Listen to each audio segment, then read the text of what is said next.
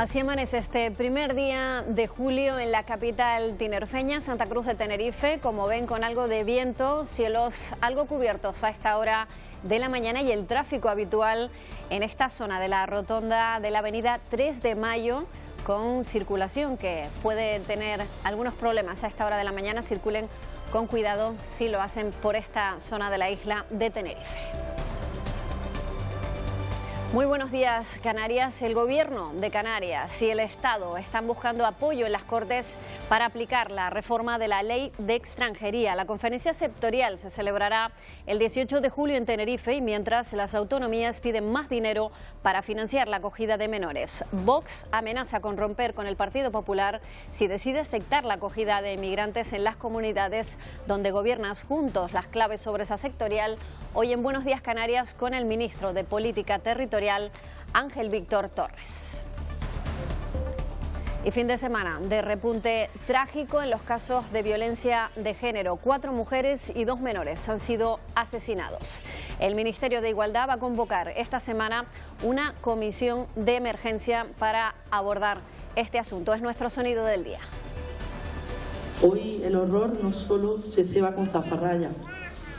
En Cuenca y en Fuengirola han sido asesinadas 2 mujeres y 2 niños. Exigimos que se garantice la dotación presupuestaria adecuada y suficiente para dar cumplimiento a las medidas legislativas de prevención de la violencia de género.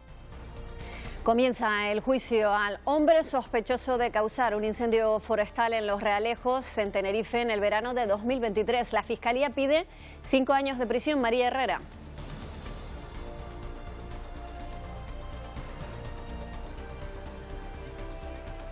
Bueno, pues tenemos algún problema para escuchar a nuestra compañera María. Hoy, 1 de julio, entra en vigor una nueva normativa para reforzar la seguridad de los ascensores en España. Esa nueva normativa van a tener que cumplirla todos los elevadores. Estefanía de Blasio, Buenos Días Canarias, en cualquier circunstancia. Buenos días, Patricia. Buenos días, Canarias. Sí, esta nueva normativa que entra en vigor hoy, según las primeras estimaciones, obligará a adaptar, a hacer cambios al menos al 35% de los elevadores que existen actualmente en España. Una normativa que está enfocada sobre todo en la prevención de accidentes. En unos minutos estaremos en la revisión de uno de los ascensores para conocer todos los detalles de esta nueva normativa. Donde va a comenzar un juicio para el hombre acusado de provocar los incendios en Los Realejos, en Tenerife, en el año 2023. En los juzgados de Santa Cruz de Tenerife está nuestra compañera María Herrera. Piden 5 años para el de prisión. María, buenos días. Sí, buenos días de nuevo, Patricia. Esos 5 años de prisión en un juicio que vamos a estar muy atentos hoy, que comienza a las 9:30 de la mañana, pero también se pide una indemnización de 35.000 euros al Cabildo de Tenerife, 4.200 a los bomberos y 1.700 al Gobierno de Canarias. Este hombre que se encuentra en prisión provisional, y vamos a estar, pues como decimos, muy pendientes a lo que se decida, porque va a durar 3 días, lunes, martes y también el miércoles, al tratarse de un delito de incendio de gravedad. Hasta 7 vehículos de la policía local y uno de la Guardia Civil persiguieron varios kilómetros al conductor de una furgoneta. Ocurrió en Santa Lucía, en Gran Canaria. Varias llamadas alertaron de que un hombre conducía de manera temeraria y que había colisionado con varios vehículos. El conductor hacía caso omiso a los avisos de la policía, así que tuvieron que detenerlo finalmente. Se suspenden las búsquedas de 2 desaparecidos en Canarias. La investigación continúa abierta en el caso de un turista británico desaparecido en Tenerife, y no se descarta retomar el rastreo de Manuela Gil, a la que se le perdió la pista en Arinaga, en Gran Canaria, la noche de San Juan. Solo durante el año pasado desaparecieron aquí en Canarias 288 personas. Hoy vamos a hablar con la Guardia Civil. La quiebra del turoperador FTI tiene más consecuencias. La central de reservas Meeting Point, aquí en las islas, aplicará un ERE que tendrá consecuencias para más de un centenar de empleados. La población en las islas va a crecer un 12% en 15 años. Este dato lo aporta el Instituto Nacional de Estadística, que cifra en 1 millón de personas el aumento en comunidades como Madrid o Cataluña. Hoy en Buenos Días Canarias analizamos estos datos con un profesor de la Universidad de La Laguna. Y vuelve FIMUSITE, el Festival Internacional de Música de Cine de Tenerife, llega este mes con una selección de partituras de películas musicales. Con las entradas agotadas, todavía hay alguna alternativa para los amantes de la música de cine. Su director nos desvela hoy los secretos de esta edición que cumple ya 18 años.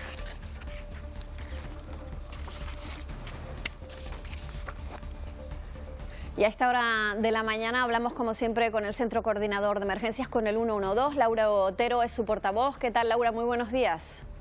Hola, buenos días. ¿Nos cuentas, hay alguna novedad a lo largo de estas últimas horas o en lo que va de mañana? Pues de momento el día comienza con normalidad y de la pasada noche hay que comentar dos incidentes graves. La colisión de un coche contra un muro en el municipio de Tías, en Lanzarote, que se saldó con un herido grave, escarcelado por los bomberos ya que quedó atrapado y que sufrió politraumatismos, por lo que fue trasladado al hospital.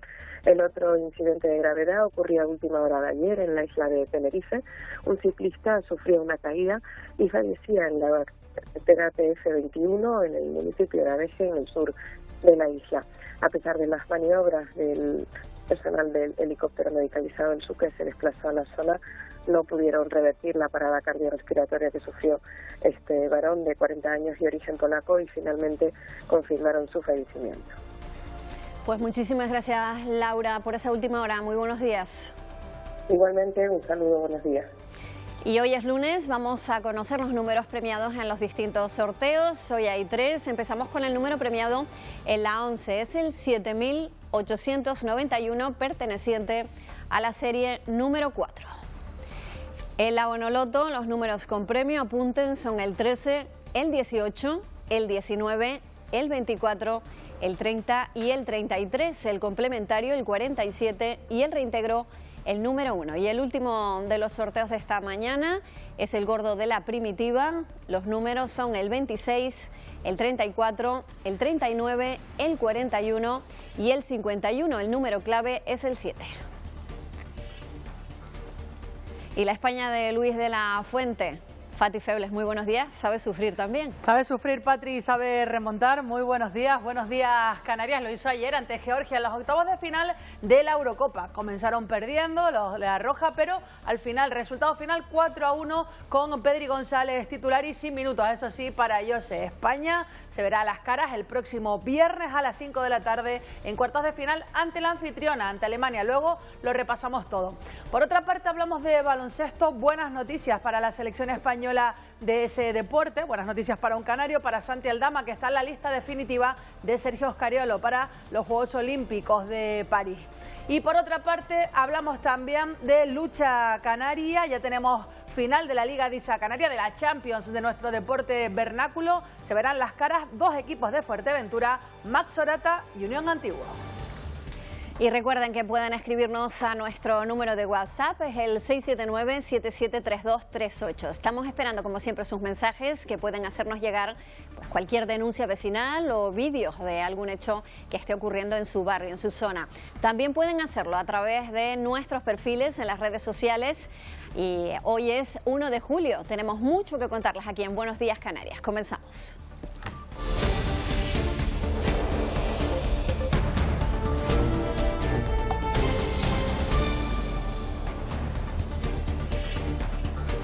Y la otra imagen que nos deja hoy la jornada nos llega en directo para comprobar cómo amanece este primer día de julio. De nuevo las nubes son las protagonistas en el cielo de la capital Gran Canaria. Sopla muy poquito el viento, vemos el mar en calma en esta imagen que captamos desde Hoya de la Plata. La temperatura a esta hora es de aproximadamente unos 18 grados centígrados. Y vamos ya con la previsión del tiempo. Empezamos el mes de julio con un poco de todo, muy variado. Este mes, a lo largo de la jornada, veremos cielos nubosos en el norte de las islas. En el resto de las zonas estarán poco nubosos o despejados. Estas nubes van a dejar precipitaciones débiles y ocasionales a lo largo de esta mañana en el norte de las islas capitalinas y noreste de La Palma. En horas centrales se van a abrir amplios claros en estas zonas. En cuanto a las temperaturas, las máximas están en descenso en zonas altas. Sin embargo, en interiores del sur, los valores van a volver a alcanzar y superar los 28 grados. Por otro lado, el viento del nordeste sopla moderado. Habrá intervalos fuertes durante el día en las costas expuestas y canales entre las islas. Por la tarde van a aumentar, las rachas máximas podrían alcanzar y superar los 70 kilómetros por hora. Y en el mar va a predominar la fuerte marejada en las costas con oleaje de fondo del nordeste, rondando el 1,5 metros. En el suroeste la situación va a ser más tranquila, con olas inferiores al 1 metro de altura. Y ahora sí, vamos con nuestro repaso a los titulares de prensa. Comenzamos con la portada del periódico Canarias 7. La foto hoy inevitablemente es para el Deportes a España, que disfruta. La selección arrolló ayer a Georgia por 4-1 y se medirá a la anfitriona alemana en cuartos de final en la Eurocopa. Y otros titulares también en portada. La empresa Elawan se une a la carrera por el primer parque eólico marino. Eso en el periódico Canarias 7. También en La Provincia, periódico de la provincia de Las Palmas, 300.000 subsaharianos se disponen a tomar la ruta canaria. Las múltiples crisis del Sahel provocan un éxodo migratorio de Níger, Mali, Burkina Faso y Senegal, que se concentran en Mauritania. Y la foto se repite, aunque esta vez con un abrazo, el abrazo a la victoria. España invicta remonta a Georgia 4-1 y reta a Alemania en los cuartos de la Eurocopa. Y vamos con la prensa de la provincia de Santa Cruz de Tenerife, la primera del periódico Diario de Avisos, también con esa foto para el deporte. España golea a Georgia y se medirá en cuartos de final con Alemania. Vemos ese triunfo, esa celebración de España. Y en otros titulares, la Guardia Civil da por terminada la búsqueda de Slater en Masca y la extrema derecha de Le Pen vence en la primera vuelta de las legislativas de Francia. El periódico El Día, con ese titular que repite la provincia, 300.000 africanos dispuestos a emigrar por la ruta canaria. Las múltiples crisis del Sahel provocan un éxodo migratorio. Y la foto, España aplasta a Georgia 4-1 con un juego coral y hallada la patente que demuestra que Amaro Pargo era un corsario. Prensa nacional, hoy las principales portadas de los diarios nacionales como El Mundo, también la foto para el deporte con ese triunfo de España, pero las elecciones francesas, la primera vuelta, son portada también en El Mundo. Le Pen abre una era en Francia con su rotonda victoria en las legislativas. La extrema derecha barre a Macron y sobresalta a Europa. Periódico El País, la foto es para Marine Le Pen, que celebraba ayer la victoria de su partido en la primera vuelta de las elecciones legislativas francesas. La ultraderecha logra su primera victoria en unas legislativas. Y un titular también para el triunfo de España, que se luce tras un susto. Y terminamos este repaso a la prensa nacional con la portada del periódico ABC, que cambia de tercio. El gobierno sabía más de un mes antes que Delcy llegaba a Madrid. Policías adscritos al CNI informaron al control de Barajas y entregaron una foto de la vicepresidenta venezolana. Y esa foto es para ella, para la vicepresidenta venezolana. También en portada, batacazo de Macron, relegado al tercer lugar tras los radicales de derechas e izquierdas. Y la viñeta del día que hemos elegido para hoy es la de Padilla, para el periódico El Día, que tiene que ver con ese triunfo de la selección española. Dos personas que dicen: ya estamos en cuartos, María abre nuestra mejor botella, que esto hay que celebrarlo. Y la botella, en lugar de ser de champán, pues es de aceite. Saben que hoy se retira el IVA del aceite, de productos como el aceite en España.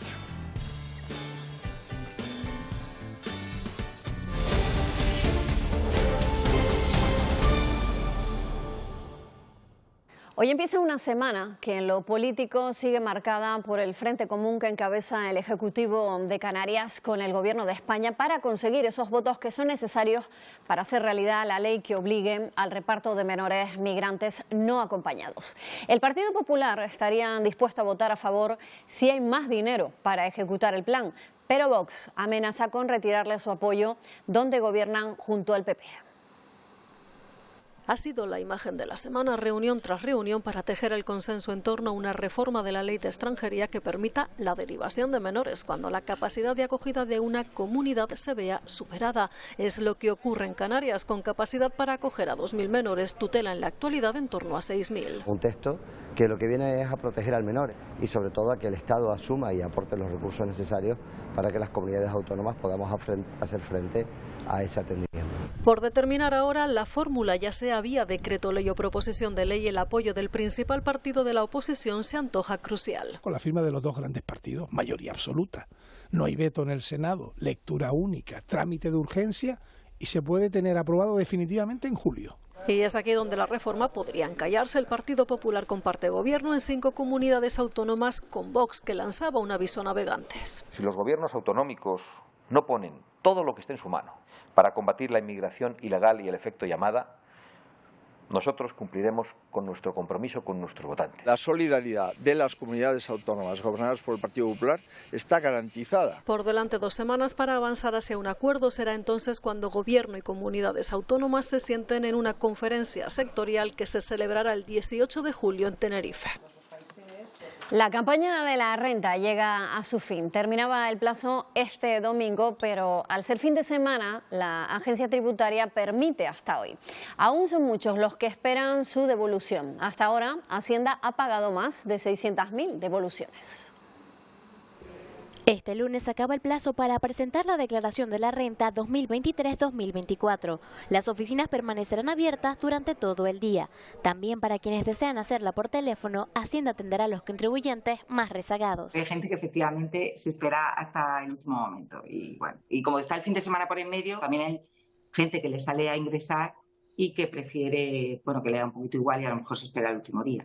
Quienes no podrán hacer la declaración son los que querían ingresar con domiciliación bancaria porque el plazo ya expiró. Ya lo tienes que hacer, pues bien, yendo al banco y hacer el ingreso, o hacer una deuda en cuenta y pagarlo con un certificado de la FNMC, por ejemplo, y de la propia declaración. En cuanto a los contribuyentes que no presenten la declaración durante este día, podrán hacerla en cualquier momento, aunque llevará implícito un recargo por fuera de plazo. Para los que aún esperan su devolución, paciencia. Hacienda tiene de plazo hasta el 31 de diciembre. La agencia de viajes Meeting Point Spain ha anunciado un ERE. Era la encargada de las reservas de los turistas del turoperador FTI, que como saben quebró a principios de junio. El ERE afecta a 120 trabajadores canarios, 40 en la isla de Tenerife y 80 en Gran Canaria. Será efectivo a partir del 12 de julio, pero ya el pasado miércoles los trabajadores recibieron su última nómina. Al día siguiente la plantilla salió de vacaciones y tan solo 5 trabajadores van a continuar hasta el día del cierre.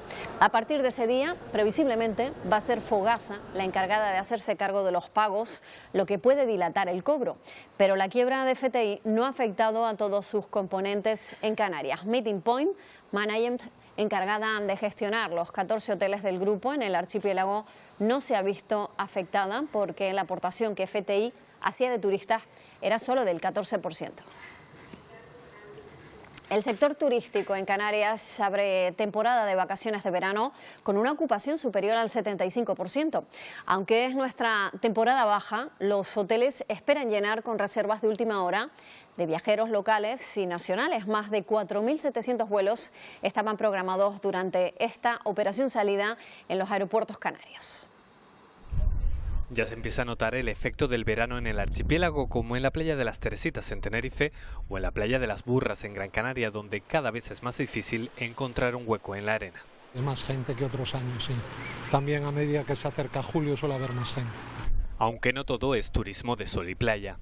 Vamos a ver un poquito todo, evidentemente el Cedro, ¿no? El Garajonay, la zona norte, y vamos a ver si podemos comernos un potajito de berros para que los chicos lo prueben.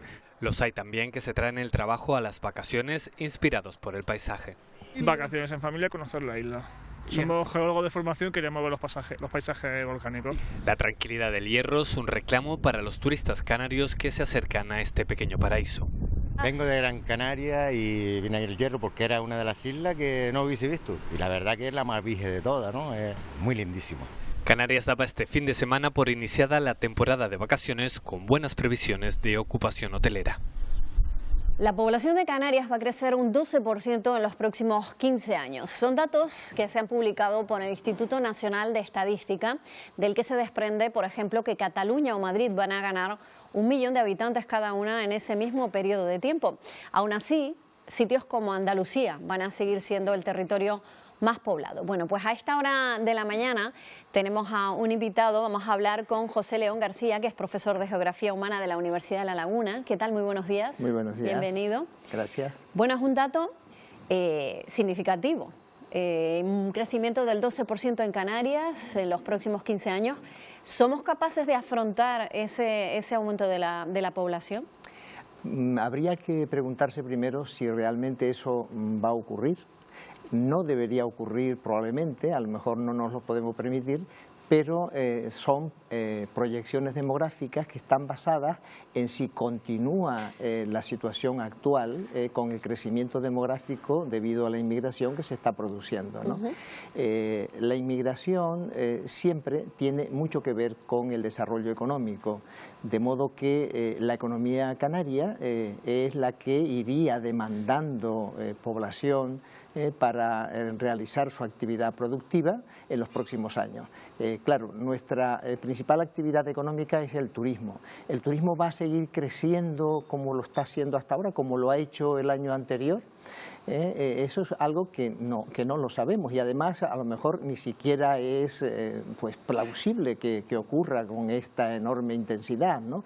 Entonces lo que hacen las predicciones es pues proyectarse al futuro si continúa existiendo la misma dinámica migratoria que existe en este momento. Eso no lo sabemos, ¿no? Por tanto, si ocurre así, si ocurriese de esa manera, pues sería un importantísimo crecimiento que pondría en peligro pues ahora mismo los servicios el tráfico, públicos, eso es lo que le iba a ese tipo de cuestiones. El problema es que los que estamos abordando ahora mismo en las islas, ¿no? El colapso en la sanidad o en las carreteras, ya nos estamos viendo en esa situación. Estamos hablando de una previsión, un futurible, como decía usted, de 15 años, pero la realidad es que ahora mismo tenemos un problema con los servicios. Claro, eso está ocurriendo y eso es algo que preocupa a toda la población y preocupa lógicamente a los responsables políticos, ¿no? Pero en Canarias se da una contradicción importante y es que mientras está ocurriendo esa importante llegada de inmigrantes, soportamos pues un importante número de parados, ¿no? Un número que nos dice la encuesta de población activa que en este momento pues está en torno a los 170.000 personas. Claro, eso pues es contradictorio con que necesitemos para que el sistema productivo funcione la llegada de muchísimos inmigrantes cada año, en torno a 20.000 cada año, ¿no? Entonces esta contradicción yo creo que tenemos que resolverla. Y luego además Canarias es una región que tiene pues unos índices de pobreza muy elevados, lo dice la prensa con mucha frecuencia. Hace poco pues han salido esos datos. Tenemos además unos salarios muy bajos, ¿no? De los más bajos del país, ¿no? Entonces esos problemas digamos que también parecen contradictorios en relación con pues el enorme número de visitantes que hemos tenido el año pasado, un enorme éxito según pues todos los indicios, ¿no? Entonces eso es algo que hay que resolver. Y claro, si esa población en desempleo se emplease, pues no sería necesaria esa enorme llegada de personas que pues hacen que se sature pues casi todo en la región, en una región pequeña, fragmentada en islas, ¿no? Y que en parte también cubren esos puestos de trabajo que los residentes no quieren cubrir en muchos casos. Efectivamente, ¿no? Por eso ese colchón enorme de desempleo que existe. También es verdad que por el desempleo que está produciendo nuestra población, tenemos una población que ya es bastante envejecida, pues hace que necesitemos población para cubrir esos puestos de trabajo que las personas mayores pues van dejando por su jubilación, ¿no? Y luego además hay sectores en los que ahora mismo son los inmigrantes los que los cubren, por ejemplo, en sectores como los servicios, en el turismo, sectores como la agricultura está en parte cubierta por inmigrantes, etcétera, etcétera, ¿no? Por tanto, tenemos varios problemas muy importantes, muy gordos que resolver próximamente para que ese enorme crecimiento que dicen las proyecciones, si las cosas siguen ocurriendo ahora, pues no ocurra en el futuro. Bueno, justo usted ha abordado ese dato porque paralelamente el INE confirma que dentro de unos 50 años el 30% de las personas que residen en nuestro país van a ser unos 54 millones aproximadamente, van a tener 65 años o más e incluso también más personas que viven solas, de ahí que nos dirijamos a otro problema que estamos viviendo muy intensamente, que es el problema de la vivienda, ¿no? Mucha gente viviendo sola, gente sin residencia y gente que va a fallecer, gente que está envejeciendo también, ¿no? Sí. Justamente ha descrito un poco el panorama de lo que previsiblemente va a ocurrir en los próximos años, ¿no? Esos son problemas pues muy importantes, son los problemas que digamos diseñan el llamado reto demográfico de Canarias, a los que tenemos que hacer frente, pues yo creo que con seriedad, con rigor, ¿no? Y habría que tomar decisiones para que las cosas ocurran de otra manera, de una manera mucho mejor, justamente para que esta sociedad pues no retroceda como viene retrocediendo pues desde el punto de vista del bienestar, ¿no? Bueno, justamente para asumir esas soluciones está funcionando esa comisión de reto demográfico en el Parlamento, en la que usted también participa. Ahí es donde se están buscando en el seno de esa comisión esas posibles soluciones, ¿no? A futuro, sobre todo en unas islas que están ahora mismo pues muy cargadas de personas, ¿no? Sí, sobre todo las dos islas centrales, ¿no? De Tenerife y Gran Canaria son las que tienen el 82% de la población del archipiélago y por tanto aquí es donde se nota más pues esa presión demográfica en los servicios, en el tráfico, etcétera, etcétera, ¿no? Pero también hay otra comisión que se ha creado, ¿no? Digamos que de manera parecida o paralela, ¿no? En el seno del Gobierno de Canarias, al reunirse con los presidentes de Cabildo de todas las islas, ¿no? En esa reunión, pues digamos que, no digamos excepcional, pero que es novedosa como fórmula para intentar abordar los problemas, y ahí justamente hay una comisión de trabajo que se llama del reto demográfico, ¿no? Y se está intentando pues buscar soluciones para que esos problemas puedan intentar abordarse y solucionarse de alguna manera. Es que justamente en paralelo usted decía, esa población se concentra en las dos islas capitalinas, pero resulta que hay lugares más rurales, sitios donde se está produciendo ese vacío, ¿no? Ese éxodo de mucha gente de los pueblos hacia las ciudades, sitios que quedan vacíos. Uno de esos retos sería lograr que la gente encuentre atractivos en esos lugares donde ahora mismo hay poca población, para que se muden allí y se pueda equilibrar de alguna manera. Claro, pero para que eso que usted dice, que usted propone, se produzca, es necesario que en esos lugares se creen puestos de trabajo, se creen atractivos, porque justamente la gente se está marchando porque no encuentra los medios de vida que necesita o que pues le parecen que son adecuados para su vida. De ahí que pueda ser una de esas las claves, ¿no? Intentar hacer más atractivos esos lugares, generar servicios, generar empleo, para que la gente decida, oye, pues yo voy a montar mi negocio en este barrio o nuestro pueblo de la isla de La Gomera, por ejemplo, porque pues tengo un incentivo fiscal, tengo posibilidad de encontrar un empleo, de asentarme con mi familia porque hay una vivienda. Digamos que en esas claves se trabajaría, ¿no? Efectivamente, ¿no? Y lo que ocurre es que se deben hacer inversiones en muchos casos para que eso pueda salir adelante. Esas inversiones, ¿quién las va a hacer? Pues tiene que ser una combinación entre lo público y lo privado, ¿no? Hay que centrarse en esos lugares. Si esos lugares queremos que sean pues más dinámicos, más atractivos, recuperar, por ejemplo, las viviendas que se han ido quedando vacías porque la gente se ha marchado en esos lugares, ¿no? Pues eso también reduciría o rebajaría la presión que sobre las viviendas existe en las dos islas centrales fundamentalmente, ¿no? Y también en Fuerteventura y en Lanzarote, ¿no? Que son dos islas también pues en las que el desarrollo turístico ha sido muy importante. Entonces, bueno, pues se trata de una decisión no solamente de la sociedad, sino también una decisión política que habrá que ir tomando si se quiere, ¿no? Y esa es una de las posibilidades para que esto mejore, ¿no? Bueno, pues José León, muchísimas gracias por estar aquí y ayudarnos un poquito más a entender las claves de este reto demográfico al que se enfrenta Canarias. Muchísimas gracias, buenos días. Buenos días, gracias a ustedes.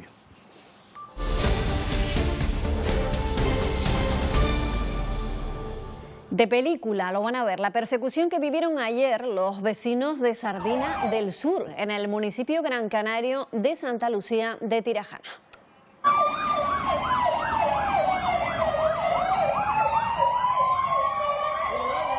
Hasta 7 vehículos de la policía local y uno de la Guardia Civil persiguieron varios kilómetros al conductor de estos vehículos. Varias llamadas alertaron de que un hombre conducía de manera temeraria y que había colisionado con varios vehículos. El conductor hacía caso omiso a los avisos policiales y tuvieron que interceptarlo. 3 policías locales y 2 guardias civiles resultaron heridos leves en esa persecución, como ven, espectacular en Saldina de Gárdaga. Y hoy vamos a estar muy atentos en los juzgados de Santa Cruz de Tenerife. Comienza el juicio al hombre sospechoso de causar un incendio forestal en Los Realejos, en Tenerife, en el verano de 2023. La Fiscalía pide 5 años de prisión. María Herrera, buenos días de nuevo.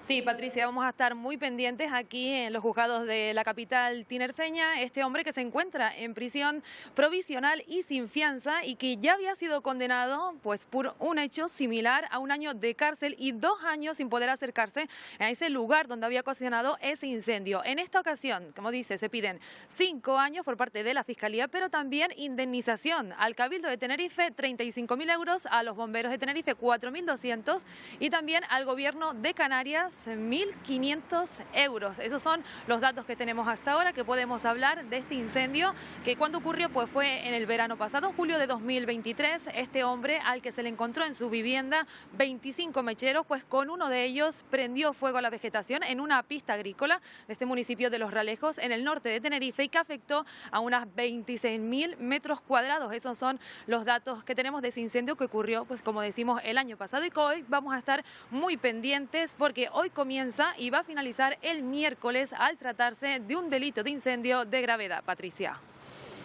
Pues gracias, María. Vamos a estar muy pendientes, 3 días de juicio, así que va para largo. Muy buenos días. Buenos días. Y hace 3 años que entró en vigor la ley de la eutanasia y según la Asociación Derecho a Morir Dignamente sigue habiendo muchas trabas burocráticas. La mitad de las solicitudes son rechazadas y 1 de cada 3 solicitantes fallece mientras se tramita su petición. Es Natalia, recuerda cómo hace poco más de 1 año pudo ver cumplida la última voluntad de su madre. Murió tranquila, sin dolor y relajada. Era su voluntad expresada años antes de la entrada en vigor de la ley. Cuando ella la hizo, que era 2015, no existía todavía la eutanasia, pero ella había puesto en esa declaración que si se aprobaba una ley, que ella quería que se la aplicara. En su caso, el proceso se prolongó 3 meses, muy por encima de los 35 días que establece la ley. Es, sin embargo, una afortunada. 1/3, en general en España, pero en Canarias un poco más, mueren mediante la tramitación.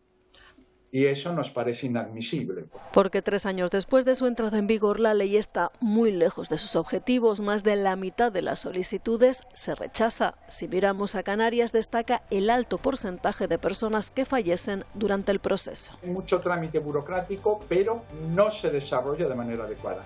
Y eso hace que se dilaten los plazos. Prolongando de forma innecesaria el dolor de las cientos de personas atascadas por una ley que denuncian se aplica de forma desigual según la comunidad autónoma. Hay comunidades autónomas que el número percentual de ayudas para morir multiplican por 10 el de otras. Cada día se presentan en España 2 solicitudes de eutanasia. 1/3 de los solicitantes fallece en el proceso. Un grupo de familiares de usuarios de un centro de mayores en el norte de Tenerife denuncia que la falta de personal está afectando a la atención de los ancianos. Aseguran que en ocasiones hay solo 2 auxiliares para más de 40 mayores. Coinciden cada fin de semana a las puertas de este centro de mayores, un recurso residencial público que nos explican arrastra desde hace meses una carencia de personal que ya se nota en el día a día de los residentes. Venimos un domingo y no la podemos bajar aquí a la placeta porque no había personal para levantarlas, para vestirlas y para prepararla para bajarla. Ese día, nos cuenta, había tan solo 2 auxiliares en turno para una planta en la que viven unas 40 personas, todas de alto requerimiento. 2 auxiliares desbordadísimas, que incluso, mira, no te preocupes, nosotros le damos la merienda a mi abuela, y porque claro, si es que si se paran a darle la merienda a una abuela, no atiendan a la otra. Necesitan mínimo 6-7 auxiliares y con suerte hay 4. Una situación que temen empeore en verano. Este domingo se van 4 auxiliares de vacaciones, con lo que nos quedamos con 17 auxiliares para 70 abuelos. Desde el Ayuntamiento de Carachico nos confirman han pedido un informe a la dirección del centro para tratar cuanto antes de reconducir la situación. La falta de agua ha llevado al Ayuntamiento de Valleseco, en Gran Canaria, a tomar medidas para asegurar el suministro durante el verano.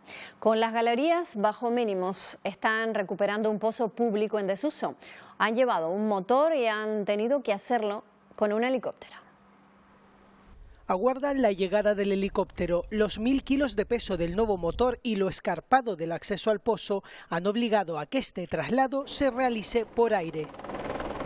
Ha llovido, pero muy poco. Están secándose los pozos. Tenemos que tenerlos todos bien para poder aprovechar hasta la última gota y que el pueblo no sufra esa escasez de agua. Perfecto, sales con 0 para. Si sales para adelante va perfecto. Desde este lado coordinan los trabajos. Aquí recogen el material que trasladan hasta el pozo, a poco más de 1 kilómetro de distancia. El helicóptero realiza viajes con carga en ambos sentidos, además de traer hasta el pozo todos los elementos necesarios para la puesta en marcha del nuevo motor. Permite retirar los componentes del motor averiado. Es muy habitual hacer este tipo de trabajo en las islas por el tipo de orografía. Vamos a dejar el motor, que es lo más pesado, para lo último, ir gastando combustible para estar más ligero e intentar llevar el motor, que es pesado y nos dificulta un poquito más la maniobra. Concluido el traslado este sábado, la próxima semana comenzarán a trabajar en su puesta en funcionamiento. El Ayuntamiento del municipio Gran Canario de Valleseco pretende renovar varias de sus infraestructuras más significativas: la laguna de Valleseco, la residencia de mayores y también la zona comercial abierta. La inversión prevista supera los 4 millones de euros para este año y el 2025. Conocemos detalles de estas acciones con nuestro compañero Luis Muro. Buenos días, Canarias.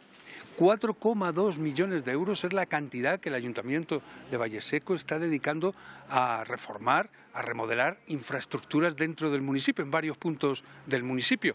Un montante, esos 4,2 millones de euros, como decía, que provienen de fondos de la Unión Europea, también del Gobierno canario, del Cabildo de Gran Canaria y del propio Ayuntamiento de Valleseco. Y una parte importante de ese montante, más de 850.000 euros, se están empleando en remodelar el casco histórico donde nos encontramos de Valleseco, la zona comercial abierta. Estamos con Rosadelia Quintana, que es concejala de Desarrollo Local de Valleseco. Concejala, buenos días. Buenos días a todos los espectadores de Televisión Canaria. Bueno, esta zona comercial abierta, esos más de 850.000 euros son necesarios porque este también es el corazón comercial y el corazón social del pueblo. Indudablemente es así. Aquí es donde la mayoría de los habitantes de Valleseco y visitantes de Valleseco terminan parando para ver la iglesia y donde realmente se desarrolla toda la actividad comercial de Valleseco. Es como si dijéramos el corazón social del municipio. Sí, la verdad que aquí el que no va a la farmacia, va al ayuntamiento, tenemos el centro de salud de Valleseco también cercano, está todo conectado. Y entonces por eso es intentar mejorar las infraestructuras, tanto a nivel de las zonas comerciales abiertas, sino turísticamente puedan visitar y ver un casco bonito. Bueno, una de las obras también que se va a llevar una cantidad muy importante de esos 4,2 millones de euros es la residencia de personas mayores.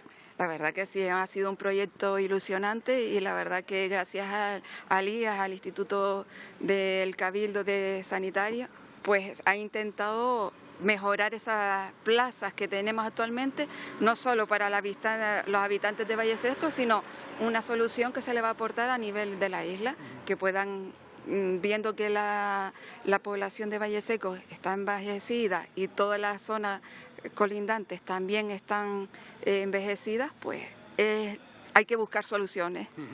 Sí, porque son una inversión Rosadelia, de 2 millones de euros. 2,5 millones de euros, que es fácil de decirlo, pero es una mega obra que va a aportar soluciones a toda la isla. Luego también se va a hacer infraestructuras en la laguna de Valleseco, ese espacio natural que es un área recreativa también con una cantidad importante. Sí, es el emblema de Valleseco. Quien no viene a Valleseco y conoce la laguna de Valleseco. Ahí se va a hacer ahora actualmente se va a sacar una licitación para la mejora del área recreativa de la laguna, casi estamos hablando de 1 millón de euros. Va a quedar espectacular, tanto para disfrute de los habitantes de Valleseco como de la isla y visitantes de afuera, que se le va a aportar un plus de calidad para la celebración de las carreras de caballo, que se van a visualizar por todo el entorno, que donde estés situado vas a poder ver esas carreras, y aparte toda la mejora de infraestructura. Pues Rosadelia Quintana, concejala de Desarrollo Local de Valleseco, muchísimas gracias. Muchísimas gracias a ustedes y gracias por apoyar nuestras iniciativas y reflejar que aquí en Valleseco, aunque somos pequeñitos de la isla, somos un municipio que nos movemos bastante bien y miramos por los habitantes de aquí y los de la isla. Que sea reconocido. Muchísimas gracias. A ustedes. Bueno, pues 4,2 millones de euros en inversiones en este municipio de Valleseco, en este municipio de las medianías de Gran Canaria, muy cercano a la cumbre de Gran Canaria, para darle otro aspecto, para hacerla más atractiva, no solamente comercial, sino también turísticamente. Y salimos de Canarias. En Francia, la extrema derecha de Le Pen vence en la primera vuelta de las legislativas en una jornada marcada por la alta participación. Agrupación Nacional ha conseguido el 33% de los votos, seguida de la coalición de izquierdas Nuevo Frente Popular.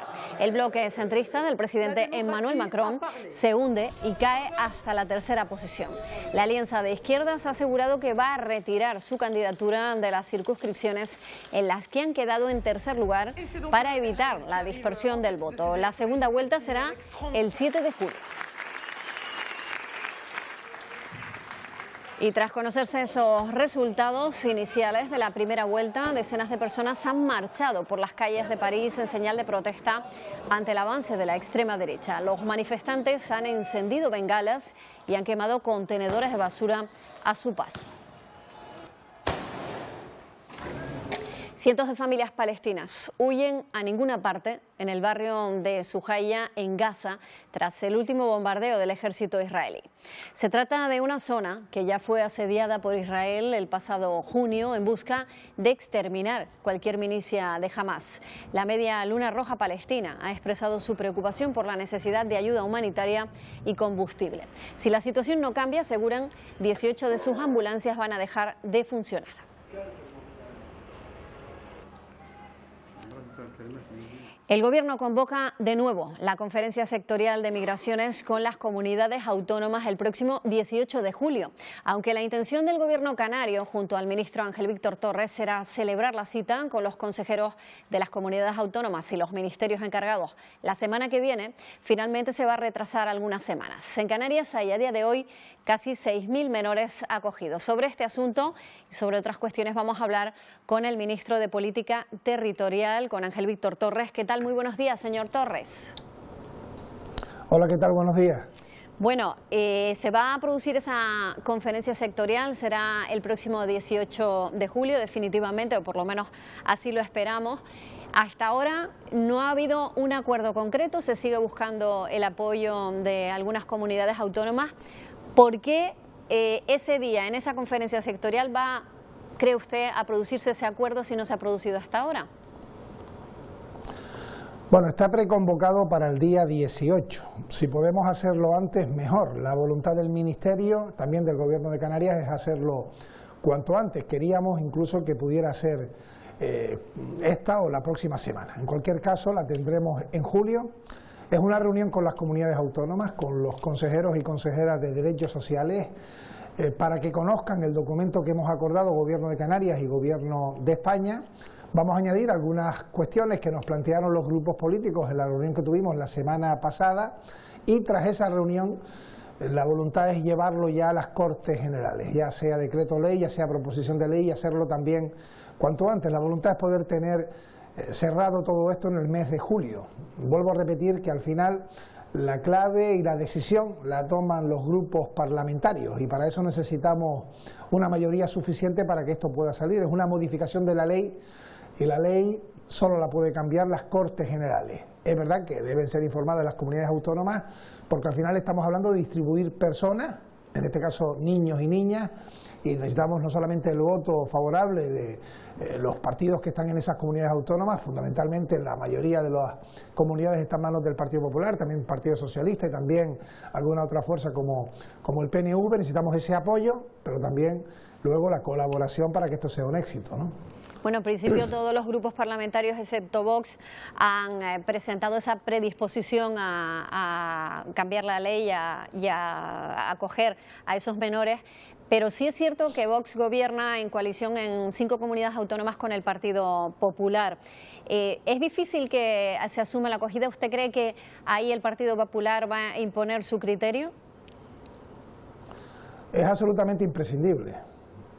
Se ha hablado hasta ahora que no había ficha financiera. En la rueda de prensa leí que la ficha financiera está tanto en la disposición de motivos como en el artículo que se modifica, en el 35.7.1, es decir, está especificada. Es una ficha que remite a la conferencia sectorial, en la que hay 4 parámetros: renta, dispersión, cuestiones objetivas, por tanto eso está asegurado. Pero en cualquier caso, aclararemos lo que sea imprescindible y lo que nos exijan, pero es evidente que necesitamos el apoyo del Partido Popular, en el sentido de que, primero, gobierna la mayoría de las comunidades, y vuelvo a repetir, sin su apoyo, colaboración, esto sería un fracaso, porque necesitamos que luego acojan a esos menores, haya centros, se haga rápido, también que la tutela la puedan recibir una vez que pase de Canarias al Estado, en el que es el traslado y luego la acogida. Y yo confío en que tengamos ese apoyo. Repito que al final serán los partidos políticos los que dirán en rueda de prensa si apoyan o no esta modificación. Si no se apoya esta modificación, la situación en Canarias será dramática para los próximos meses y años, sin duda. En ese sentido, Junts también ha dicho que Cataluña debe quedar al margen de ese acuerdo. Sabemos que se está intentando lograr un acuerdo político en esa comunidad autónoma, pero ¿va a imponer Cataluña su criterio y sus normas en este sentido, en esta negociación? Bueno, lo explicas bien, es un partido, Junts, que no va a gobernar en Cataluña, lo tenemos claro. En cualquier caso, soy clarísimo también en mi afirmación. Los menores tienen que ser distribuidos en el conjunto del país. No puede haber ninguna comunidad que quede al margen, ninguna. Y por tanto, si alguna comunidad o algún partido político dice en mi comunidad no, indudablemente esa propuesta no se va a aceptar. Bueno, estamos viendo cómo en países como Francia esa primera vuelta ha dado la victoria a la ultraderecha. Italia y Francia, por ejemplo, aplican ya políticas excluyentes muy duras con los migrantes. ¿Se puede extender esa idea a España? ¿Hay riesgo de que las comunidades autónomas tengan un rechazo generalizado hacia los migrantes, o este es un país en el que esa situación no se va a dar? Yo también quiero ser contundente en mi afirmación. La propuesta de la ultraderecha española, en este caso Vox, es que los inmigrantes que lleguen a un territorio frontera, Canarias, se queden en Canarias. Que sean devueltos, cosa que no se puede hacer porque lo impide la Unión Europea y el derecho del menor, y no haciéndose eso, lo que quieren es que se queden los territorios a donde llegan, y eso condena al territorio y condena al menor, indudablemente, porque es hacinar a personas vulnerables de manera injusta en el territorio a donde llegan inicialmente, ¿no? Ellos quieren llegar a Europa, quieren llegar a Bélgica, a Francia, a los países de Centro Europa, no quedarse en Canarias, y la propuesta de la ultraderecha es esa, y hay que decirlo con claridad. Además de que invade, entiendo, cuestiones que tienen que ver con carácter humanitario, éticos, morales, esas propuestas condenan a Canarias. Nosotros lo que proponemos desde el Gobierno de España y también el Gobierno de Canarias es que se distribuya de manera justa, equilibrada, entre todo el territorio español, incluso entre la Unión Europea. La victoria ayer de la alianza de la ultraderecha en Francia es una mala noticia, Es verdad que no creo que tengan fácil conseguir mayoría absoluta en segunda vuelta y vamos a confiar en que esto no se dé. Creo que hay que reflexionar para que los partidos importantes que hay en Europa hagan un pacto de Estado que sea un bloque de freno a la ultraderecha. Bueno, ya lo comentaba usted también, la situación en los próximos meses puede ser aún más crítica para Canarias por la llegada de más personas y sobre todo de más menores. Hemos visto centros que no reúnen las condiciones como el de Lanzarote o que por lo menos están en vías de mejorarse y la previsión es que puedan volver a hacinarse en campamentos como ya vimos en Arguineguín el año pasado, señor Torres. Espero que eso nunca más se vuelva a dar. En estos momentos, frente a algunos que critican la política migratoria del Gobierno de España, llegan a Canarias decenas de miles de inmigrantes mayores de edad, que una vez que son filiados y hay espacios donde se les atiende de manera justa y de manera digna, siguen su tránsito y llegan a la península o son devueltos. Es decir, no se quedan en Canarias. El asunto es distinto cuando hablamos de menores. Las competencias de menores es de las comunidades autónomas y hoy la legislación hace que se tengan que quedar hasta que tengan 18 años en los territorios a donde llegan. Y claro, un menor que viene en Pater y Cayuco llegará a Canarias, llegará a Ceuta, Melilla, Andalucía, no llegará a Extremadura, no llegará a Madrid, no llegará a otros lugares del país y por eso es necesario e imprescindible que haya una justa distribución. Hay comunidades que tienen 6, 7 millones de habitantes y apenas llegan al millar de menores no acompañados. Canarias con 2 millones de habitantes y 8 islas, territorio fragmentado, ya tenemos 6.000 menores. Por lo tanto, ni es justo ni podemos hacerlo solos y por eso esta propuesta de cambio normativo. Es verdad que no pueden estar en centros como el que hemos visto en Lanzarote y se tiene que aclarar las circunstancias, ¿no? Porque tiene que haber dignidad y por supuesto tampoco en esos campamentos junto a los muelles. Esa imagen que nunca debió darse, está claro que nunca puede repetirse. Yo sé que las expectativas son positivas, que hay que poner todo el esfuerzo en que haya un acuerdo a partir de esa sectorial, pero señor Torres, ¿qué va a pasar si no hay acuerdo? ¿Contemplan ustedes ese escenario? Yo no lo quiero contemplar y me alejo de toda polémica. Yo he aguantado ataques también creo que injustos durante estas semanas y no voy a entrar en ellos. Me voy a centrar junto al presidente de Canarias, Fernando Clavijo, en un trabajo que llevamos los dos desde hace 8 meses, con múltiples reuniones en Canarias y en Madrid, que nunca han salido los medios de comunicación, para avanzar en un texto que hemos logrado acordar, algo que nunca antes se consiguió entre el Gobierno de Canarias y el Gobierno de España, y por tanto me alejo de la polémica. Una vez que ya tengamos esa sectorial y presentemos el texto a los partidos políticos, indudablemente, si hay partidos que no apoyan esta medida, seremos contundentes contra ellos. Yo no tengo ninguna duda, porque el que no apoye esto estará condenando a Canarias. Y en ese sentido el Gobierno de España, quien no lo apoye, expondrá todos sus argumentos con la máxima crudeza. Y si finalmente, porque no se apoya, esto no sale, sería lamentable y creo que también sería lógico que hubiese un ataque a quienes impiden una mayoría suficiente para sacar adelante esta iniciativa, ¿no? Bueno, quiero preguntarle también por algún asunto más antes de que concluya la entrevista. Canarias ha sufrido varios ceros energéticos, importantes caídas del suministro en los últimos años. El Estado ha convocado ya el concurso para renovar los sistemas eléctricos en las islas y hace muchos años que las islas estaban esperando este anuncio. Así es una magnífica noticia. Desde hace casi 15 años, 3 lustros, estamos ante una situación de bloqueo para sacar adelante un concurso energético ordinario. En los años que fui presidente hicimos un trabajo importante con el Ministerio de Transición. Por cierto, no son palabras mías, basta con que se vaya a la convocatoria que acaba de salir, donde se hacen referencia a las alegaciones, sugerencias, exposiciones públicas que hicimos bajo el gobierno que tuve el honor de presidir, y dimos pasos que no se habían dado en los años anteriores y que han sido pasos absolutamente imprescindibles para conseguir sacar ese concurso.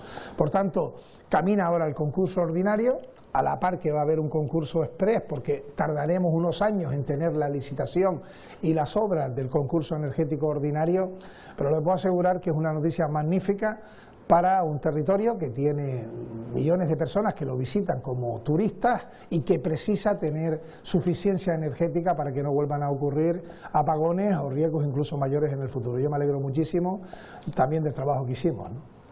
Llega también otra buena noticia, en este caso para Gran Canaria, que va a ser la sede del Mundial en 2030.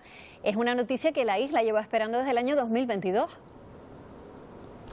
Sí, y es una noticia también muy importante para Canarias. A falta de la información oficial, hemos leído todos que estamos entre las 11 candidatas mejores, es más, incluso estamos entre las 7 o 8 mejores. Se ha hecho un gran trabajo en el año 22.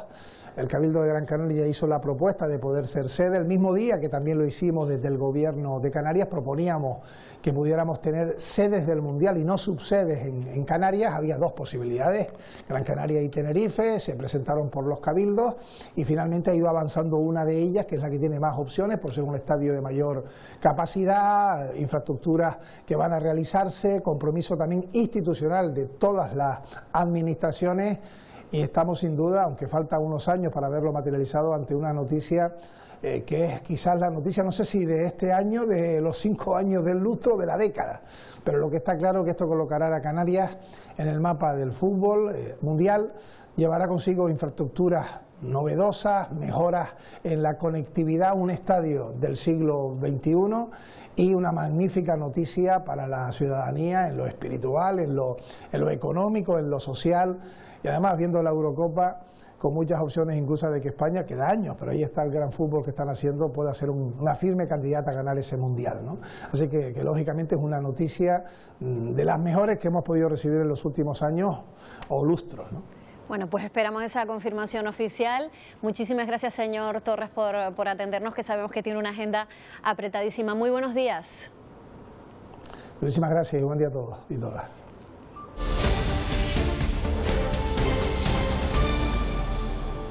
Hoy 1 de julio entra en vigor una nueva normativa para reforzar la seguridad de los ascensores en España. Esta nueva normativa van a tener que cumplirla todos los elevadores, ya sea en viviendas particulares, en edificios o en el exterior. Estefanía de Blasio, ¿qué tal? Muy buenos días. Estás justamente en la revisión de un ascensor. Buenos días, Patricia, buenos días, Canarias. Así es, en concreto en la revisión de un ascensor panorámico que es exterior. Vamos a ver en lo que nos vamos a tener que fijar, porque en principio en esta nueva normativa, que lo que se intenta es garantizar la seguridad y prevenir los accidentes, se estima, según los primeros datos, que afectarán a España alrededor de un 35% de los ascensores que hay en España. Van a tener que hacer diferentes cambios, diferentes adaptaciones. Vamos a ver cómo se empieza esa revisión, pero nos va a contar todos los datos de la nueva normativa. Está con nosotros Raico Moreno González, que él es director técnico de Gratexa. Muy buenos días. ¿Qué tal? Buenos días. Muchas gracias por la invitación. Una nueva normativa de la que se está hablando mucho por los cambios que se van a tener que hacer. Sí, hay varios cambios, que lo que se busca sobre todo es mejorar las condiciones de seguridad de los aparatos en aquellos equipos que no son de reciente fabricación. Pues se van a intentar incrementar esas medidas, ¿no? Hay 4 o 5 puntos que son bastante importantes. Uno de ellos es la parada en planta, que tenemos que intentar que ese ascensor quede siempre con más o menos 1 centímetro en el desembarque, ¿no? Todas aquellas paradas o desembarques que se hagan de forma superior a ese más o menos 1 centímetro, son 10 milímetros, pues se tiene que conformar el aparato y hacer una reforma, ¿no? Eso... Pues perdona que te interrumpa, porque podríamos decir que eso es uno de los principales accidentes en ascensor, ¿no? Sí, el escalón, o que se cierre la puerta porque no tiene ese sensor completo, ¿no? Esa barrera fotoeléctrica, ¿no? Eso es otro punto del ascensor, ¿no? Entonces aquellos ascensores que tengan una velocidad o 2 velocidades que no estén conformados con variador de frecuencia, pues sí es cierto que se tendrán que hacer esa reforma o modificación según la nueva ITC. Esta ITC no viene a ser más que las nuevas modernizaciones o modificaciones que se van haciendo de los aparatos en los últimos años. Ya han habido otro tipo de modificaciones, tanto en el 2011 como en el 2015, que se han llevado a cabo sin ningún tipo de problema, y lo que se busca es mejorar las condiciones de seguridad del aparato. Hay 4 puntos, ¿no?, que te los voy a nombrar. Uno es la parada en planta, La otra es la barrera fotoeléctrica, que es la sustitución de la célula, la famosa célula, que es un botón negro que se ve en el perfil vertical de la jamba de la puerta, por esa barrera, que es un listón de suelo a techo de puerta, ¿no? en esa parte de la jamba, que lo que hace es mejorar a la hora de la apertura del cierre de la puerta, detectar la presencia del usuario. La otra manera también de modernización o modificación es la incorporación del UCM, que es un dispositivo que lo que hace es controlar o mejorar el movimiento del ascensor. Y por último también nombrar, que es muy importante, el mantenimiento preventivo correctivo, es decir, que el aparato tenga en el hueco, en in situ, ese listado, ese mantenimiento preventivo que se hace mes a mes según la periodicidad que marca industria y la velocidad del aparato y el sitio y la ubicación en el que se emplaza, ¿no? Ese libro o de inspección del aparato, ¿no? Que es bastante importante. Para todas estas nuevas modificaciones y modernizaciones que se tienen que llevar a cabo, esta ITC pues, te da un plazo estimado entre 6 a 12 meses según la gravedad, sea leve o no, de la incidencia que marca el aparato. Bueno, en principio no hay que ser alarmistas, hay que intentar llevar a cabo todas esas modernizaciones en el tiempo estipulado. Es un tiempo bastante prudencial y lo que vamos a buscar siempre es mejorar esas condiciones de seguridad del aparato con la intención de minimizar esos accidentes que puedan ocurrir o incidentes que puedan darse en este tipo de elevación y mejorar el confort.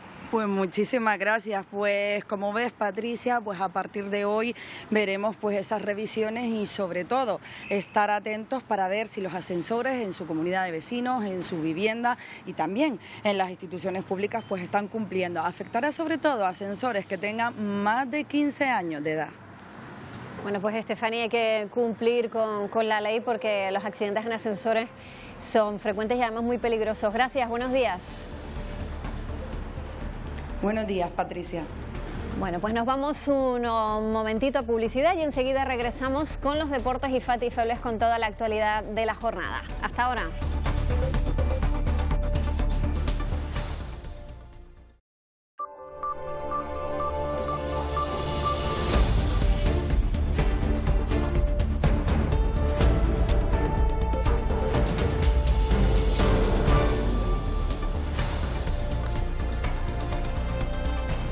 Hoy 8:51 de la mañana, buenos días Canarias, vamos ya con los deportes.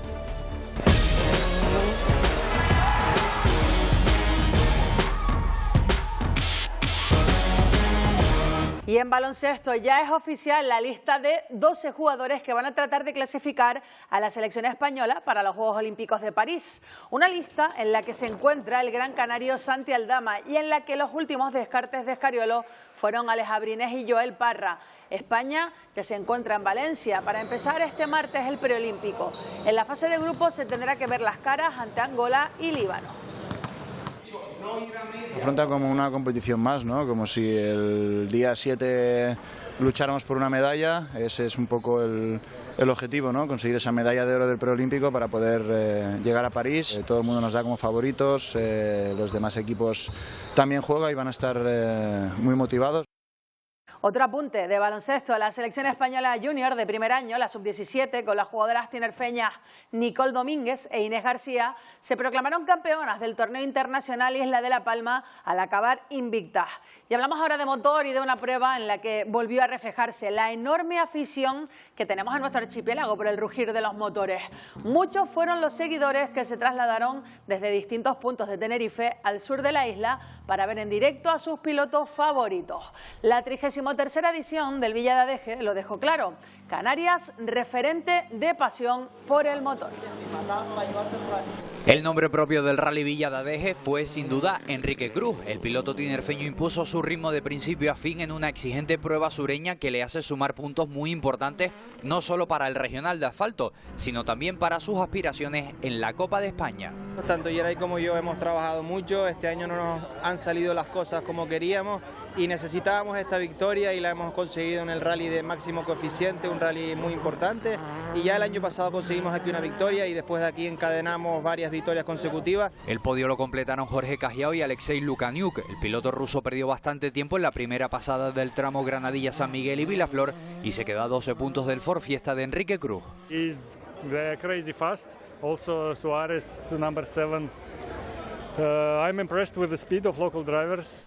El actual campeón del Mundialito Canario, Miguel Suárez, finalizó cuarto clasificado, mientras que Sergio Fuentes Higuera y Lemes terminaron en quinta y sexta posición en la 33ª edición del Rally Villa de Adeje. Mientras en el Mundial de Rallys, Karl Rovanperä logró la victoria final en el Rally de Polonia. El finlandés ganó un rally que apenas pudo preparar y lo hizo con una ventaja de 28 segundos sobre su compañero de equipo, el británico Elfyn Evans. La victoria, eso sí, no le otorga el liderato, que sigue en manos de Neuville, que acabó en cuarta posición.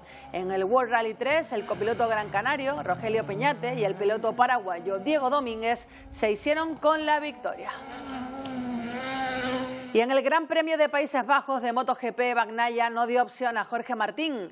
El madrileño salvó un segundo puesto bueno para mantener 10 puntos de ventaja sobre el italiano.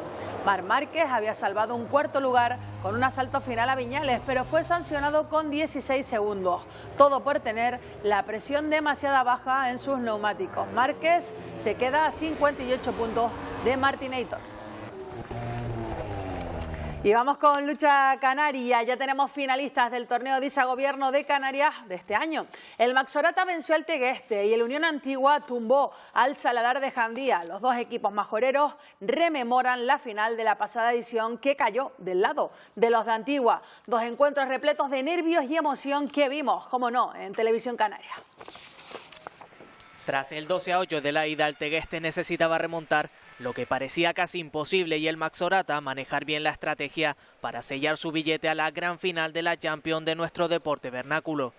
El conjunto tinerfeño comenzó soñando, poniéndose 2 arriba en el marcador y dejando claro a su afición que no iban a bajar los brazos. Pero esa euforia inicial duró poco. Un gran Kevin González asumió galones en el conjunto majorero para devolver una igualdad que se mantuvo presente durante toda la luchada. Y es que había mucho en juego. Cualquier mínimo error o mala decisión podía ser determinante y la tensión se palpaba en el ambiente. Con el 7-6 de Sandro Ramos, los blanquiazules todavía soñaban con el milagro. Pero los de verde fueron tumbando agarrada a agarrada esas esperanzas. Primero Hakim y luego Valentín Torres colocaron a los suyos a un solo punto de plantarse en la gran final. Y ante la atenta mirada de su padre, Saúl Jiménez tenía la oportunidad de convertirse en el héroe de la noche, y el gran canario no falló, mandando a Sandro Ramos a la arena y sellando el billete a la cita del 13 de julio en Tinajo. Con todo decidido, solo quedaba bregar por orgullo, y el clásico entre Mamadou Cámara y Eusebio Ledesma acabó con una separada que supuso el 11-12 definitivo para el conjunto majorero. Son 3 finales consecutivas y eso no es fácil. Y bueno, tenemos una ganada, otra perdida. Esperemos que otra vez vuelva a tocar ganada. Lucharon muy bien. Maxorata tiene una correa increíble, se le ve. El Maxorata fue superior. Ahora le espera una final con aroma de revancha. Habrá derbi majorero en la final, al igual que hubo derbi majorero en semifinales. Saladar de Jandía y Unión Antigua buscaban romper la máxima igualdad que se vivió con el 12-12 de la ida. El pase a la gran final se iba a decidir por cualquier mínimo detalle. El inicio de la noche parecía un calco de la luchada en Antigua. El 3-3 en el marcador hacía presagiar que Morrojable iba a estar repleto de nervios y tensión. Pero poco a poco el conjunto visitante fue cogiendo fuelle. Gabriel Torres firmó esta espectacular agarrara, mandando a José Monzón a la arena y poniendo el 4-8 en el marcador. Y cuando peor van las cosas es cuando le toca a tu puntal dar el do de pecho, pero el destino no estuvo del lado del Saladar de Jandía. Miguel Hernández, el majorero, se lesionó tras esa atravesada con Tino Matoso, un duro golpe a la moral de los locales. Y cuando parecía que Eric Rodríguez dejaba encarrilado el pase a la final, el majorero con un solo hombro fue enviando rivales a la arena hasta llegar al 9-11 en el marcador, donde se vivió el duelo más esperado. Están diciendo vuelve a mirar y cae la cuarta. ¡Se acabó! Ya han visto la gran lucha que ha hecho el equipo. Por eso hemos llegado hasta aquí, porque ninguno más fuerte que todos juntos. Ya estaba tocadillo esta semana y no sé si he roto algo, porque me ha crujido un par de veces. Se repite la final de 2023, Maxorata y Unión Antigua y Maxorata, 2 equipos majoreros que lucharán por alcanzar lo más alto de la lucha canaria. Y por supuesto lo contaremos aquí en Televisión Canaria. Y buenas noticias desde el Campeonato de España de Atletismo. Tras el título nacional en salto de pértiga de Adrián Pérez, otro tinerfeño, David Delgado, se proclamó campeón de los 400 metros valla. Es la primera vez que se hace con el título nacional gracias a una marca de 49,43. Por su parte, Yaciel Sotero consiguió la plata en lanzamiento de disco. El principio tenemos que salir muy rápido, porque bueno, el máximo rival era Sergio para mí y Sergio sale muy rápido. El principio me he notado súper bien y la segunda parte también en la línea, como las demás competiciones de esta temporada, así que muy bien. Y Carlos Alcaraz arranca este lunes su defensa del título de Wimbledon conquistado en la pasada edición. Lo hace como número 3 del mundo, pero como vigente campeón, por lo que, como manda la tradición, inaugurará la pista central ante el estonio Marla Hala, el actual número 262 del ranking ATP. El tenista murciano llega al gran torneo de hierba tras una rápida despedida en Queens ante Jack Draper en el segundo partido, tras batir en primera ronda a Francisco Cerúndulo, por lo que aterriza en Wimbledon con poco rodaje en hierba tras haber batido a Djokovic en la final sobre tierra batida de Roland Garros. El partido entre Alcaraz y Layal comenzará no antes de la 1:30 de esta tarde, hora inglesa y por supuesto también canaria.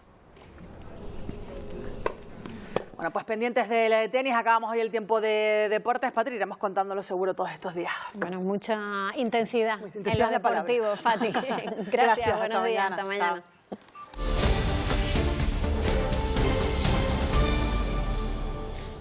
Y por cierto, que a esta hora la baja visibilidad que está causando la niebla en la zona de los rodeos en Tenerife está provocando algún que otro problema en el tráfico aéreo. De momento hay un vuelo que procedía de Sevilla que ha tenido que ser desviado a Tenerife Sur. Esta es la imagen a esta hora de la pista de Tenerife Norte, una imagen en directo con una visibilidad de menos de 1 kilómetro, una situación que va a ir mejorando según las previsiones a medida que avance la mañana, así que tengan paciencia porque puede ser una jornada complicada en el aeropuerto de Tenerife Norte. Y ayer se celebró el Día Mundial de las Redes Sociales. Canarias es una de las comunidades españolas donde más se usan las redes sociales. Su boom podemos situarlo hace ya más de 20 años, tiempo suficiente para cambiarnos la vida, mejor dicho, la manera de ver la vida. Ha aportado democratización a la comunicación, dándole al usuario la capacidad de tener voz y llegar a una audiencia global. Instagram se lleva el primer premio. Es la red más visitada en nuestro país, con un promedio de más de 18 horas mensuales por persona. Nuestra vida gira en torno a ellas y no seamos capaces de disfrutar del momento, sino tengamos que sacar una foto, compartirlo con los demás. De media invertimos 46 minutos diarios en las redes sociales, cifra que se supera con creces en la franja de edad entre 16 y 24 años. Los mayores consumidores superando el 92%. Pero siguiendo la paradoja también nos permite alejarnos de la gente que está cercana, es decir, personas que están sentados en una mesa, parejas, amigos, familia, que están sentados y utilizan las redes sociales y no hablan entre ellos. Nos han aportado nuevas experiencias, pero también nuevas adicciones. Tenemos problemas de insomnio, más agresividad, más ira, etcétera. Por lo tanto, con 1 hora al día, todos esos síntomas no se tendrían. 30 millones de personas en España se conectan cada día a estas plataformas, 2 millones más que el año pasado. Canarias, entre las 3 comunidades de mayor consumo. Bueno, ya a esta hora de la mañana nos vamos ya con nuestra tertulia de prensa.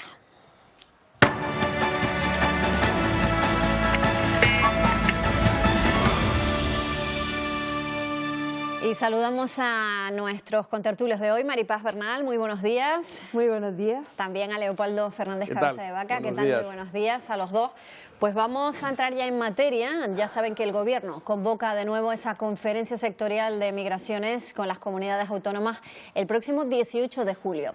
Aunque la intención del Gobierno canario, junto al ministro Ángel Víctor Torres, ya nos ha dicho que era celebrar la cita con los consejeros de las comunidades autónomas y los ministerios encargados la semana que viene, finalmente se va a retrasar unas semanas. En Canarias, a día de hoy, hay 6.000 menores acogidos. Hoy ha pasado por Buenos Días Canarias el ministro de Política Territorial y Memoria Democrática. La voluntad es poder tener cerrado todo esto en el mes de julio. Vuelvo a repetir que al final la clave y la decisión la toman los grupos parlamentarios y para eso necesitamos una mayoría suficiente para que esto pueda salir. Estamos hablando de distribuir personas, en este caso niños y niñas, y necesitamos no solamente el voto favorable de los partidos que están en esas comunidades autónomas, fundamentalmente la mayoría de las comunidades están en manos del Partido Popular, también el Partido Socialista y también alguna otra fuerza como el PNV, necesitamos ese apoyo, pero también luego la colaboración para que esto sea un éxito. Si no se apoya esta modificación, la situación en Canarias será dramática para los próximos meses y años, sin duda. Los menores tienen que ser distribuidos en el conjunto del país. No puede haber ninguna comunidad que quede al margen. Nosotros lo que proponemos desde el Gobierno de España y también el Gobierno de Canarias es que se distribuya de manera justa, equilibrada, entre todo el territorio español, incluso entre la Unión Europea. Bueno, pues ya lo ha dicho el ministro aquí en el programa de hoy, ninguna comunidad puede quedar al margen, pero lo cierto es que estamos pendientes de esas comunidades donde el PP gobierna con Vox y Vox ya ha amenazado que puede romper esos acuerdos de gobierno. Parece que el PP está dispuesto a que se rompan. Leopoldo, Maripaz. Yo creo que efectivamente Vox está en una postura anti-inmigración por sistema, forma parte de su ADN, digamos, ¿no? Y en este sentido, primero, no creo que rompa ningún gobierno porque quedaría en una posición absolutamente incómoda y no me imagino que a pesar de todos los pesares o las diferencias que en esta materia tenga con el PP, vaya a dejar al PP o el gobierno de que se trate en manos de la oposición, es decir, el Partido Socialista. Pero dicho esto, yo creo que el ministro se equivoca, el ministro incluso nos engaña, porque la realidad es que cuando él era presidente de Canarias ya había dicho cuando había 2.000 niños o 2.000 menores que era una situación insostenible. Si hoy hay 6.000, imaginemos qué palabra cabe decir para calificar más que insostenible esta situación. El gobierno no tiene la voluntad política de arreglarlo, lo siento en el alma. Esto se puede arreglar por un decreto ley pactado con el PP, que ya ha dicho que está dispuesto a hacerlo, y los demás grupos, no digo que sean comparsas, como en el caso del Consejo General del Poder Judicial, pero no son necesarios sus votos. El problema es que el gobierno tiene dentro de sus propios socios gente que no los quiere. El caso de Junts de Cataluña, que dice que en un futuro estatuto será la migración exclusivamente de dominio o de competencia propia. Y yo creo que el tema es ese. Y por otro lado, sinceramente, ¿a qué esperamos para arreglar una situación que llevamos acumulada y que va a seguir así durante los próximos años? Pero ¿cómo es posible que no veamos la gravedad de una situación que estamos desbordados absolutamente? Es que no hay centros, hay más de 80 centros en estos momentos con chiquillos atendidos. Es que no hay profesorado, no hay traductores, no hay médicos, no hay enfermeras, no hay personal de auxilio o de administración social. ¿Cómo podemos seguir así? Pero no se da cuenta el gobierno central de quien tiene, que es quien tiene todas las competencias. ¿Cómo no se da cuenta, insisto, que esta situación es no ya insostenible, sino inadmisible? Bueno, de hecho, no le preguntábamos a Ángel Víctor Torres también por esa situación de Junts, donde hay presión en Cataluña. Ellos dicen que se mantienen al margen del acuerdo del resto de comunidades, que son república independiente, como en otras ocasiones. Ángel Víctor Torres nos ha dicho que eso no va a pasar, pero todo apunta a que sí, ¿no? Yo lo que creo, y estoy de acuerdo con Leopoldo, es que efectivamente no hay voluntad política de solucionar este asunto. Si la hubiera, ya estaría cerrado. Yo creo que la situación es tan llamativa, tan lamentable y con tan pocas posibilidades de comprender que no se haga nada, que no tiene mucho futuro. A mí me parece preocupante que volvamos a vivir otro retraso. Esta semana se va a solucionar definitivamente. Ahora la semana que viene tampoco, ahora pasamos al día 18. A mí me parece una absoluta vergüenza. Yo creo que nadie será capaz de sentarse en una rueda de prensa a explicar que se va a negar a asumir este problema, ¿no? Y a este reparto equitativo, efectivamente. Las situaciones límites, cuando un político te dice, no, ya hemos llegado al límite, siempre hay la opción de más límites, porque ciertamente si con 2.000 menores estábamos al límite en una situación absolutamente inadmisible, con 6.000 evidentemente estamos mucho peor y es lo que también dice Leopoldo, no es un problema que se va a frenar o que va a dejar de existir a partir del próximo próximo otoño. Esto es una realidad a la que hay que dar solución sin ninguna duda. Bueno, hemos visto imágenes del pésimo estado de un centro de menores migrantes de Lanzarote que han desembocado en una investigación. La Casa del Mar en Arrecife, en la capital de Lanzarote, va a seguir abierta a pesar de su estado porque no existen alojamientos alternativos donde alojar a esas personas. Esa es una de las situaciones que se están viviendo en Canarias. Situaciones como la de ayer pues vienen a demostrar que esa saturación es real y que necesitamos ayuda urgente por parte del Estado. Este año ya estamos por en torno a los 200 menores que estamos atendiendo en la isla de Lanzarote. Tenemos claro que es un centro que tiene que cerrar, que iremos cerrando en la medida en que tengamos dónde acoger a estos menores. Bueno, incluso la Red de Inmigración y Ayuda al Refugiado ha anunciado ya que va a interponer una querella contra la Dirección General del Menor por este caso del centro de Lanzarote. Lo cierto es que las islas están desbordadas. Desbordadas, no hay lugares donde se les pueda acoger, a pesar de la indignidad que supone mantener abierto ese centro de Casa del Mar, que estaba simplemente para lo que es misión de las Casas del Mar, acoger a marineros en tránsito o circunstancialmente en un lugar determinado, por paro o por lo que fuere, para que pasen allí su vida y hagan su vida normal. Bueno, aquí se les ha dado un destino para menores, pero claro, todo el mundo ha visto, pienso yo que todo el mundo, las imágenes donde se ven cucarachas, telas de araña, cables de electricidad descarnados, sueltos. Todo esto, ¿cómo es posible que en un centro de menores, insisto, de menores, se les pueda mantener en esas condiciones? Pues la consejera de Educación había hablado de la alternativa de buscar centros que no estuvieran usándose para la acogida de menores.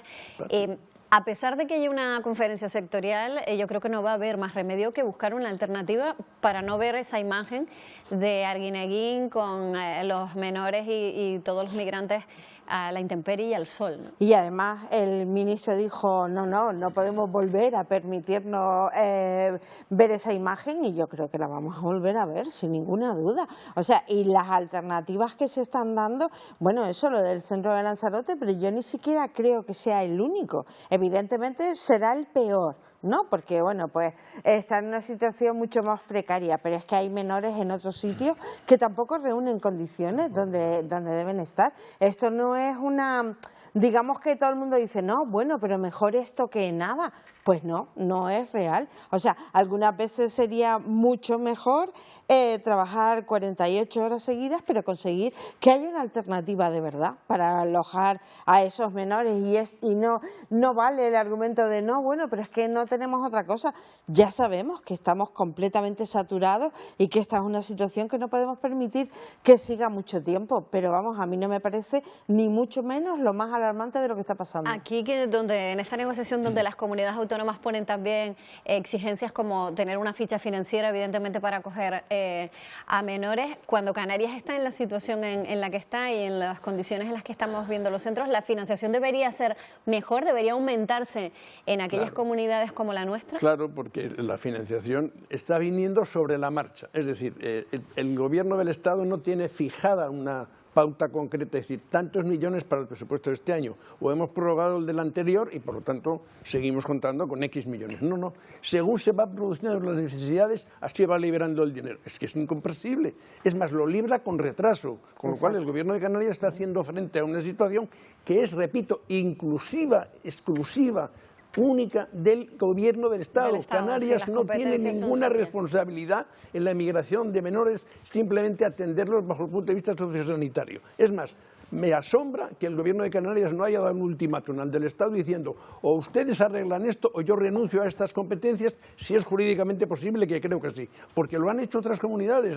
Aquí no entienden más lenguaje que el de la amenaza, hechos consumados. Usted no me da esto, yo me voy, me retiro de esto, hágalo usted, si es su competencia. ¿Por qué me deja a mí empantanado? ¿Por qué me deja solo? Es que yo ¿Por qué no me da medios? Pero el planteamiento no puede ser ese en el sentido, desde luego no puede ser el de Estado, quiero decir, Es decir, dejar que lleguen los menores, exacto, dejar que lleguen los menores y en un momento determinado decir, ah, bueno, sí, hay que dedicar una partida, vamos a ver los trámites, y resulta que esa partida llegue 6 meses más tarde, porque a los menores hay que darles de comer todos los días, evidentemente. Y vestirlos, y educarlos, exacto, servicios médicos. Efectivamente, eso está claro, pero yo creo que amenaza o dejación de responsabilidades o tal, yo creo que no se lo pueden permitir. O sea, no podemos permitir que... Estamos hablando de personas, claro. Claro, es que esto no es un paquete que te llega y te dice, bueno, pues lo dejo en aduana, ya veremos cuando lo recojo, pues te amenazo con no llevártelo. No, esto, o sea, son vidas. Hay una responsabilidad personal, son vidas, también, no incluso institucional, sino también una responsabilidad personal. Por supuesto, es que nadie, lo que pasa es que, claro, esos menores no votan, no se manifiestan, los pobres no hacen absolutamente nada. Entonces, bueno, pues aquí nos podemos permitir convertirlos en una pelota de ahora te la mando yo para acá y ahora tú me la devuelves para acá. No puede ser. Si me permites, concluye, por favor, Leopoldo. Sospecho que esto es un adelanto de lo que nos espera, porque el Pacto Europeo de Asilo y Migración, que va a entrar en vigor en junio del año 26, prevé que todo este tipo de ciudadanos que lleguen inmigrantes, bajo el punto de vista ilegal, a fronteras europeas, y Canarias es región frontera, no pueden pasar de la frontera según ese pacto. Se tienen que quedar allí en tanto se resuelva su situación de asilo o de demanda de entrar en la Unión. Y yo creo que, insisto, esto es un previo de lo que nos está esperando. Pero habrá un apartadito que diga, no los pueden matar mientras esperan. No, claro, tienen que... Digo yo, ¿no? El centro de Lanzarote se ha anunciado desde el mes de enero que iba a ir en San Bartolomé, incluso que había 12.000 metros reservados. Todavía Papá Estado no ha hecho nada. Bueno, seguimos avanzando porque se nos va el tiempo. Este asunto que vamos a tratar ahora realmente está relacionado porque la población de Canarias, según el INE, va a crecer un 12% en los próximos 15 años. Son datos que ha publicado el Instituto Nacional de Estadística, del que se desprende, por ejemplo, que Cataluña o Madrid van a ganar 1 millón de habitantes cada una en ese mismo periodo de tiempo. Aún así, Andalucía va a seguir siendo el territorio más poblado. Mientras está ocurriendo esa importante llegada de inmigrantes, soportamos pues un importante número de parados, ¿no? Un número que nos dice la encuesta de población activa, que en este momento pues está en torno a los 170.000 personas. Eso pues es contradictorio con que necesitemos, para que el sistema productivo funcione, la llegada de muchísimos inmigrantes cada año, en torno a 20.000 cada año, ¿no? Entonces, esta contradicción yo creo que tenemos que resolverla. Bueno, de ahí la contradicción.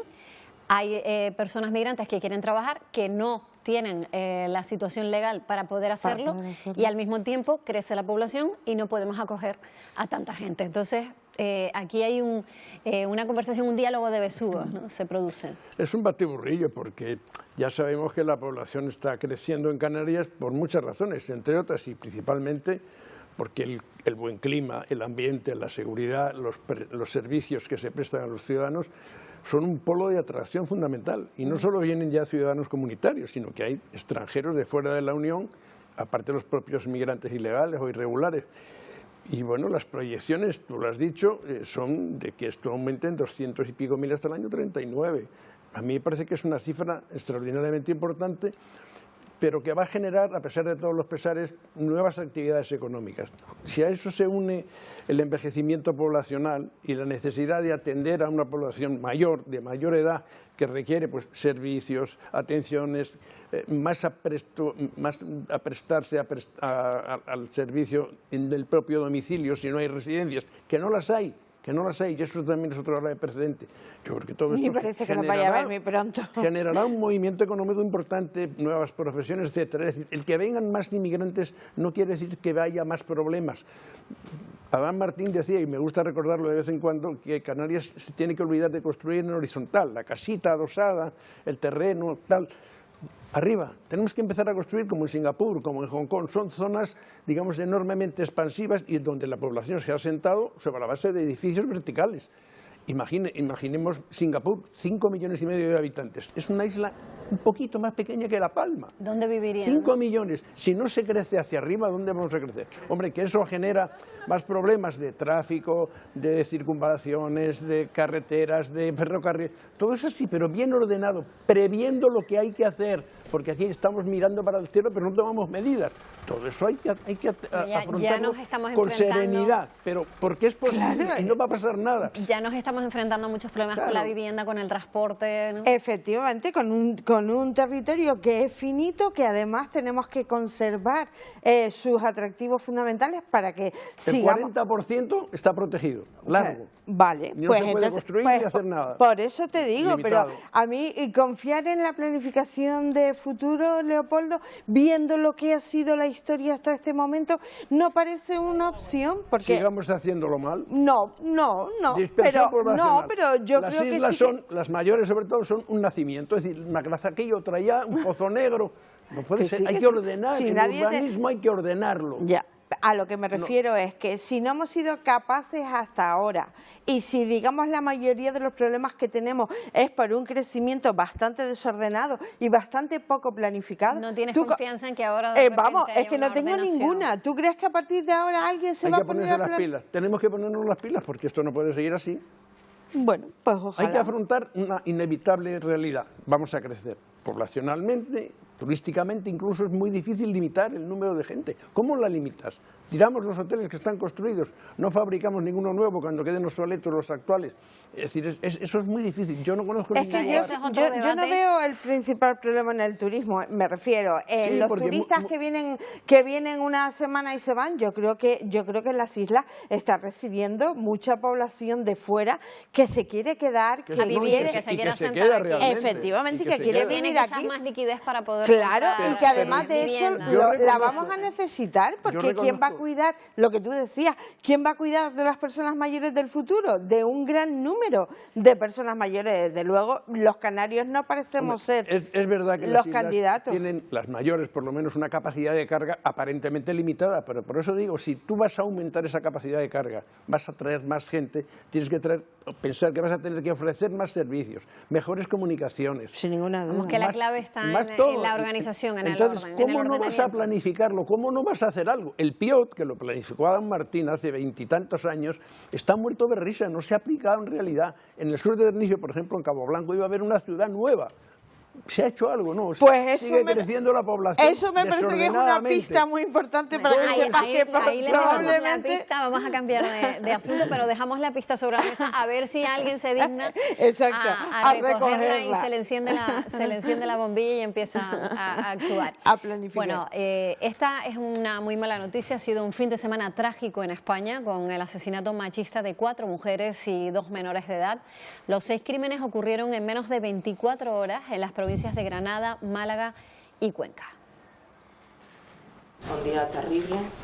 Día terrible, dice la ministra de Igualdad, porque en apenas 24 horas se han registrado 6 víctimas de violencia machista.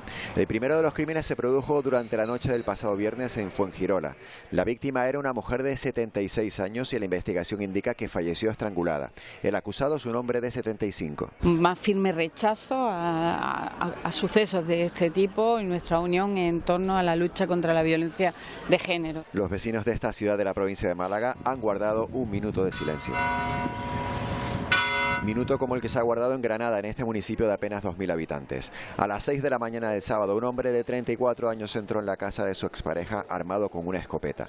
Acabó con la vida de la joven de 20 años y de su madre, que tenía 45, y luego se suicidó. Todos los indicios y las pruebas circundantes también ponen de manifiesto que estamos ante un supuesto caso de violencia de género. El último crimen ocurrió en Cuenca y dejó 3 víctimas, una mujer y sus 2 hijos. Los cuerpos fueron hallados dentro de un baúl después de que hubiera sido denunciada la desaparición de esta familia. La Guardia Civil ha detenido al exmarido de la mujer y padre de los menores. Cuando se confirmen los autores de los crímenes, todavía en investigación, la violencia machista habrá dejado 19 mujeres y 15 menores de edad asesinados en lo que llevamos de 2024. Bueno, pues terribles estos datos. Además, en uno de los casos, en el de Cuenca, si no me equivoco, había orden de alejamiento, no ha servido de nada que tuviera antecedentes, que hubiera denuncias y que fuera público y notorio. Una valoración, por favor, cada uno. Leopoldo. A mí me parece realmente terrible, o sea, y yo creo que todas las inversiones, todas las medidas que se puedan tomar van a seguir siendo pocas para afrontar una situación como esta. Que poner 15 menores muertos sobre la mesa, Dios mío, es que clama al cielo. Es terrible la cifra, Leopoldo. Sigo diciendo lo que siempre he dicho en esta y en otras tertulias. Es un problema de educación. La gente que tiene una formación adecuada no es machista, respeta a la mujer, respeta sus derechos, le da un trato considerado, respetuoso. Cuando no hay educación o cuando el concepto del machismo, de la maté porque era mía, eso rompe todos los esquemas. Pero sí quiero aportar un dato, aunque sé que políticamente no es muy correcto, porque me pueden acusar de racismo. La mitad de los crímenes, según datos oficiales del Gobierno de España, han sido protagonizados por extranjeros. Y esto es triste reconocerlo, porque parece que algunos vienen aquí a delinquir, cuando deben venir acogidos de buena fe por los propios españoles e integrarse en nuestra sociedad respetando nuestros valores. Entonces resulta bastante extraño, insisto, que la mitad de estos crímenes horrendos, los que se han producido en el primer semestre del año al menos, sean por parte de ciudadanos extranjeros. En realidad puede haber ocurrido en España o en cualquier país, ¿no? Es que nos afecta a todos, Maripaz, pero curiosamente es la mala formación que traen. No, Leopoldo, es que ni siquiera con educación tú dices, no, la gente que es educada no mata a su señora, no es verdad, no es verdad. Es que no es verdad. La mayor parte de los crímenes esto no tiene nada que ver con tu nivel universitario, ni con tu capacidad para haberte leído 14 libros. Respeto a la mujer, respeto a los derechos de la mujer. No lo hay. En esta sociedad no lo hay. Pues hay que implantarlo. No se ha generalizado, desgraciadamente. No es algo que tenga que ver con... Si no respetamos a la mujer, si no somos feministas en ese sentido, me parece que estamos perdidos como sociedad. Esa cuestión educacional viene de cualquier base, ¿no? Efectivamente. Porque lo que no podemos es poner un policía detrás de cada mujer. Es verdad que hay fallos pues a lo mejor sí. A lo mejor deberíamos. No tendríamos números suficientes. A lo mejor sí. Ya porque esa de chica de 20 años estaría viva, esos 19 niños estarían vivos y yo creo que vale la pena el esfuerzo. ¿Cuántos policías tendríamos que dedicar a esa vigilancia? Yo creo que eso es una... Los hay ya, pero no es posible. No, yo creo que eso no tiene nada que ver, Leopoldo. Primero, medidas de autoprotección. Esto es mucho más importante. Estos son conceptos mucho más generales y no de gente extranjera o de gente educada o no educada. No, pero vamos a ver. Ni respeto a la mujer. Vamos a ser sinceros. Es normal que en una estadística de esta naturaleza la mitad de los criminales sean extranjeros. Pero es que yo creo que algo revela, ¿no? Algo revela. Vale, que no tienen los mismos valores que nosotros, que han venido y están violando las leyes españolas. Eso está claro. Eso es evidente. Y no es racismo. Les tengo que despedir, cada uno tiene su punto de vista, está claro, pero las circunstancias son las que han sido y desde luego son condenables y lamentables. Siempre. Y desgraciadamente se siguen repitiendo. Exacto. Leopoldo, Maripaz, muchísimas gracias por estar en la tertulia del lunes, que además empezamos la semanita con bastantes temas de actualidad. Muchísimas gracias a los dos. Muy buenos días. Muchas gracias. Bueno, y se suspenden las búsquedas de 2 de las personas desaparecidas en estas últimas semanas en el archipiélago. Una decisión definitiva en el caso del turista británico del que se perdió el rastro en Masca, en Tenerife, el pasado día 17. De momento no se descarta retomar el rastreo de Manuela Gil, que desapareció en Arinaga, en Gran Canaria, la noche de San Juan. La Guardia Civil ha suspendido este domingo la búsqueda de Manuela Gil, la mujer que desapareció hace una semana en Arinaga, en el sureste de Gran Canaria. El rastreo se centró por la mañana en la zona de Arinaga y se amplió hasta Pozo Izquierdo sin dar resultado. La Benemérita determinará si esta suspensión es definitiva o se reanudará más adelante. También se ha suspendido en Masca, en Tenerife, la búsqueda del joven británico desaparecido el pasado día 17. Este sábado se desplegó un macrooperativo de rastreo en varios barrancos de la zona donde se perdió la pista del joven.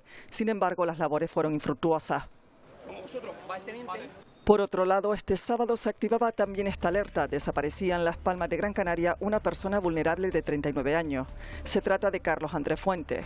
Estas personas se suman a la lista de alertas activas en el archipiélago. Según el Ministerio del Interior, el año pasado desaparecieron en el archipiélago 288 personas. Bueno, pues como les decíamos, el Instituto Armado ha dado por finalizado ese operativo que se montó este sábado en Tenerife para intentar localizar a Jane Dean Slater, de 19 años, que desapareció en la tarde-noche del 17 de junio, pero sí que se mantienen todas las líneas de investigación abiertas. Saludamos ya a Cipriano Martín, que es brigada jefe del Grupo de Rescate e Intervención en Montaña. ¿Qué tal? Muy buenos días. Hola, buenos días. Bueno, ¿en qué hipótesis trabajan ahora una vez se ha terminado esa búsqueda en Tenerife? Bueno, pues por un lado, lo que es propiamente la investigación lo llevan los componentes del equipo de policía judicial, evidentemente, y nosotros, por nuestra parte, que nos dedicamos más a estar sobre el terreno, digamos, más que a investigar, mantenemos este caso abierto, exactamente igual que ellos, y cualquier indicio que se nos diga o cualquier evidencia nueva que tengamos, se estudiará y se reconocerá, aparte de que dentro de nuestro programa habitual de servicios que incluyen reconocimiento de zona, evidentemente todavía vamos a seguir dirigiendo esos servicios a esta zona para seguir buscando. Justo el sábado se coordinaba ese macro dispositivo para intentar encontrar a este joven. ¿Tienen alguna apuesta nueva? ¿Esa búsqueda ha arrojado algún dato nuevo? No, desgraciadamente no. Se trataba en ese día de hacer la búsqueda de manera minuciosa, al disponer de más personal, de forma que no se nos quedara nada sin mirar, que fuera todo batido en condiciones y poder descartar zonas y quizás poder empezar a mirar otras, pero desgraciadamente, digo, no hubo ningún resultado positivo. Los medios británicos han difundido una imagen borrosa de una webcam del supuesto desaparecido. No sé si nos puede confirmar si esa imagen sería del desaparecido o no se sabe. No lo sé, y aparte ese lado de la investigación no lo llevamos nosotros. Y los datos que han podido aportar esa amiga con la que habló el joven a última hora, que decía que tenía sed, que estaba desorientado, que no sabía dónde estaba, esa pista es la que les llevó a buscar en ese punto de la isla de Tenerife. ¿Hay alguna posibilidad de que se haya marchado a otro sitio, de que esa amiga pueda aportar más detalles? No, de hecho, digamos que toda la parte, digamos, de búsqueda se tiene que realizar, al igual que la investigación y como todas las investigaciones, en base a indicios. No podemos ir desviándonos a zonas porque sí o porque no. Evidentemente hay una triangulación telefónica en su teléfono que lo recoge en esa zona. La posición GPS que le manda a su amiga es en esa zona. Los técnicos nuestros dicen que esa posición es muy precisa porque el GPS de los móviles delimita el posicionamiento con una precisión muy alta. Y entonces eso es lo que te lleva, esos indicios son los que te llevan a pensar que pudiera estar en esa zona, evidentemente. Y justo en esa zona, además, para quien nos pueda estar viendo y no sepa de qué sitio estamos hablando, hay muchos barrancos, muchos recovecos donde podría haberse caído si realmente sufrió un accidente y el joven cayó por esa zona. A primera vista y con los perros no se ha conseguido nada. ¿Hay opciones de que pueda estar en ese sitio o ustedes creen que con la batida que han hecho ya se descartaría ese punto? Sí, principalmente las zonas que se querían descartar el sábado era el barranco de Juan López y el barranco de las Aneas, que se batieron de manera minuciosa. Pero sí que es cierto que caminamos hasta digamos, la zona en la que se puede caminar, que es exactamente lo mismo que haría Jay. En el sitio en el que nosotros no podamos pasar, él no va a pasar porque él no llevaba ningún tipo de equipamiento, llevaba zapatillas y ropa normal, no llevaba cuerdas para descender ningún resalte, pero la orografía tan complicada que tiene esa zona sí que podría llevarnos a pensar de que sí que pueda estar ahí. Pues Cipriano Martín, jefe del Grupo de Rescate e Intervención en Montaña, muchísimas gracias por atendernos y esperemos que esta operación concluya con éxito. Gracias, buenos días. Muchas gracias, buenos días. Y este año se cumple el 20º aniversario del Puente de los Tilos en La Palma. En su momento fue una obra de ingeniería puntera que llamó la atención de toda Europa. Un puente en arco de hormigón y de acero sin apoyos intermedios. Nos vamos allí, a La Palma, porque en San Andrés y Sauces nos espera nuestra compañera Magali Cáceres, que además está acompañada, Magali, por un protagonista del tema. Magali, ¿qué tal? Muy buenos días. Muy buenos días, Patricia, muy buenos días, Canarias. Pues sí, les damos la bienvenida hoy desde San Andrés y Sauces, aquí muy cerquita, con este fondo espectacular que sigue llamando la atención 20 años después del Puente de los Tilos. Y ese invitado tan especial al que te refería, pues dio sus primeros pasos en la ingeniería precisamente en esta obra. Él es de la zona, él es palmero, se llama Carlos Gustavo y aunque ahora es profesor, sigue siendo ingeniero, porque eso no lo va a cambiar nadie. Carlos Gustavo, muy buenos días, gracias por acompañarnos. Buenos días, Magali, buenos días, Canarias. Digo bien, ¿verdad? Aquí fue una especie de tu bautizo de fuego dentro de la ingeniería con 20 y poquitos años. Mi primer trabajo y todo un orgullo. Aquí vemos cómo el niño se ha ido comportando durante estos primeros 20 años y como dice el tango de Gardel o el bolero de María Teresa Vera, 20 años no son nada para este tipo de infraestructura. Porque esto está preparado para aproximadamente durar ¿cuánto tiempo? Te diría que toda una vida, pero por ponerle plazo concreto, 100 años es un plazo admisible para este tipo de infraestructura. Esto significó, por supuesto, un antes y un después, ya no solo en esta comarca de la isla, sino yo diría que en toda, porque aquí venían espectadores diariamente mientras ustedes estaban trabajando. Efectivamente, te comentaba antes que los palmeros somos peliculeros por excelencia, igual que los canarios, y esto era foco de atención diario y eran numerosas personas, vecinos, los que asistían a diario para ver la evolución del arco. Nadie estuvo en contra de una obra, podríamos decir, pues faraónica en esos momentos, más de 3 años de obra, casi 6 millones de euros, que ahora es una cifra irrisoria casi, pero en su momento fue importantísimo. Pero todo el mundo quería el puente. Claro, una de las cosas que habría que destacar estos 20 años después es cómo las administraciones públicas trabajaron a una para sacar este importante proyecto hacia adelante, desde el Gobierno de Canarias, Cabildo de La Palma y los ayuntamientos que estaban afectados por este tipo de infraestructura, o sea, Ayuntamiento de Punta Llana y especialmente el Ayuntamiento de San Andrés y Sauces, trabajaron a una para conseguir esta infraestructura que fue novedosa y sigue siendo novedosa en nuestra isla y en Canarias. Sigue llamando la atención. Los vecinos de la comarca se sienten orgullosos y los visitantes hacen aquí una parada obligatoria para hacer esa fotografía de rigor, porque es que sigue llamando la atención, Carlos Gustavo. Además, llama también muchísimo la atención que en la época en la que fue, no hace tanto, pero son 20 años, cientos de personas que pasaron por aquí trabajando y que por suerte no se produjo ningún accidente. No, afortunadamente para este tipo o esta envergadura de esta obra no tuvimos accidentes, incidentes reseñables y es algo a celebrar también porque la ejecución se tomó muy en serio y lo fundamental en este tipo de infraestructuras es primar siempre la seguridad. Además vino a facilitar mucho la vida porque se recortaban una carretera de algo casi 3 kilómetros, es lo que se salva con este puente. Una infraestructura que no se ha vuelto a repetir ni por asomo en nuestra isla. No sé si veremos algo similar.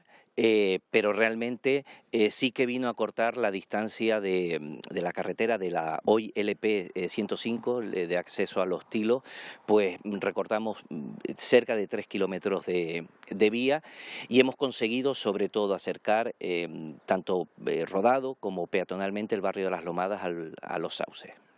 Carlos Gustavo, un placer haber hablado contigo, haber recordado lo que fueron esos años de trabajos de este puente de Los Tilos y ver que sigue estando en plena forma. Muchísimas gracias, ha sido todo un placer. Gracias a ti, buenos días.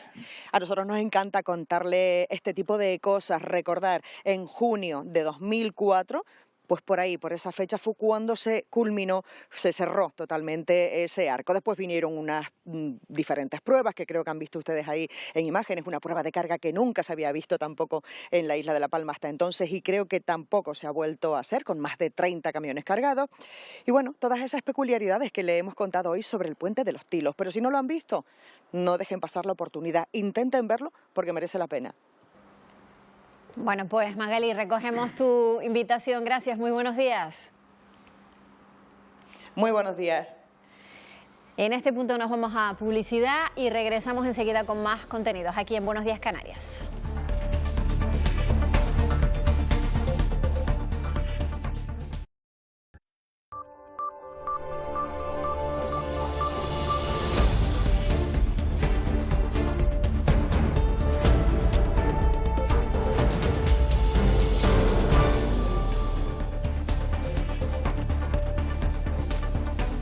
¿Qué tal? 9:51 de la mañana, muy buenos días Canarias. Seguimos con más contenidos. Unir a artistas canarios y al sector turístico es lo que pretende el proyecto Art Friendly, danza, música y teatro de las islas que vamos a ver en hoteles y en zonas de ocio.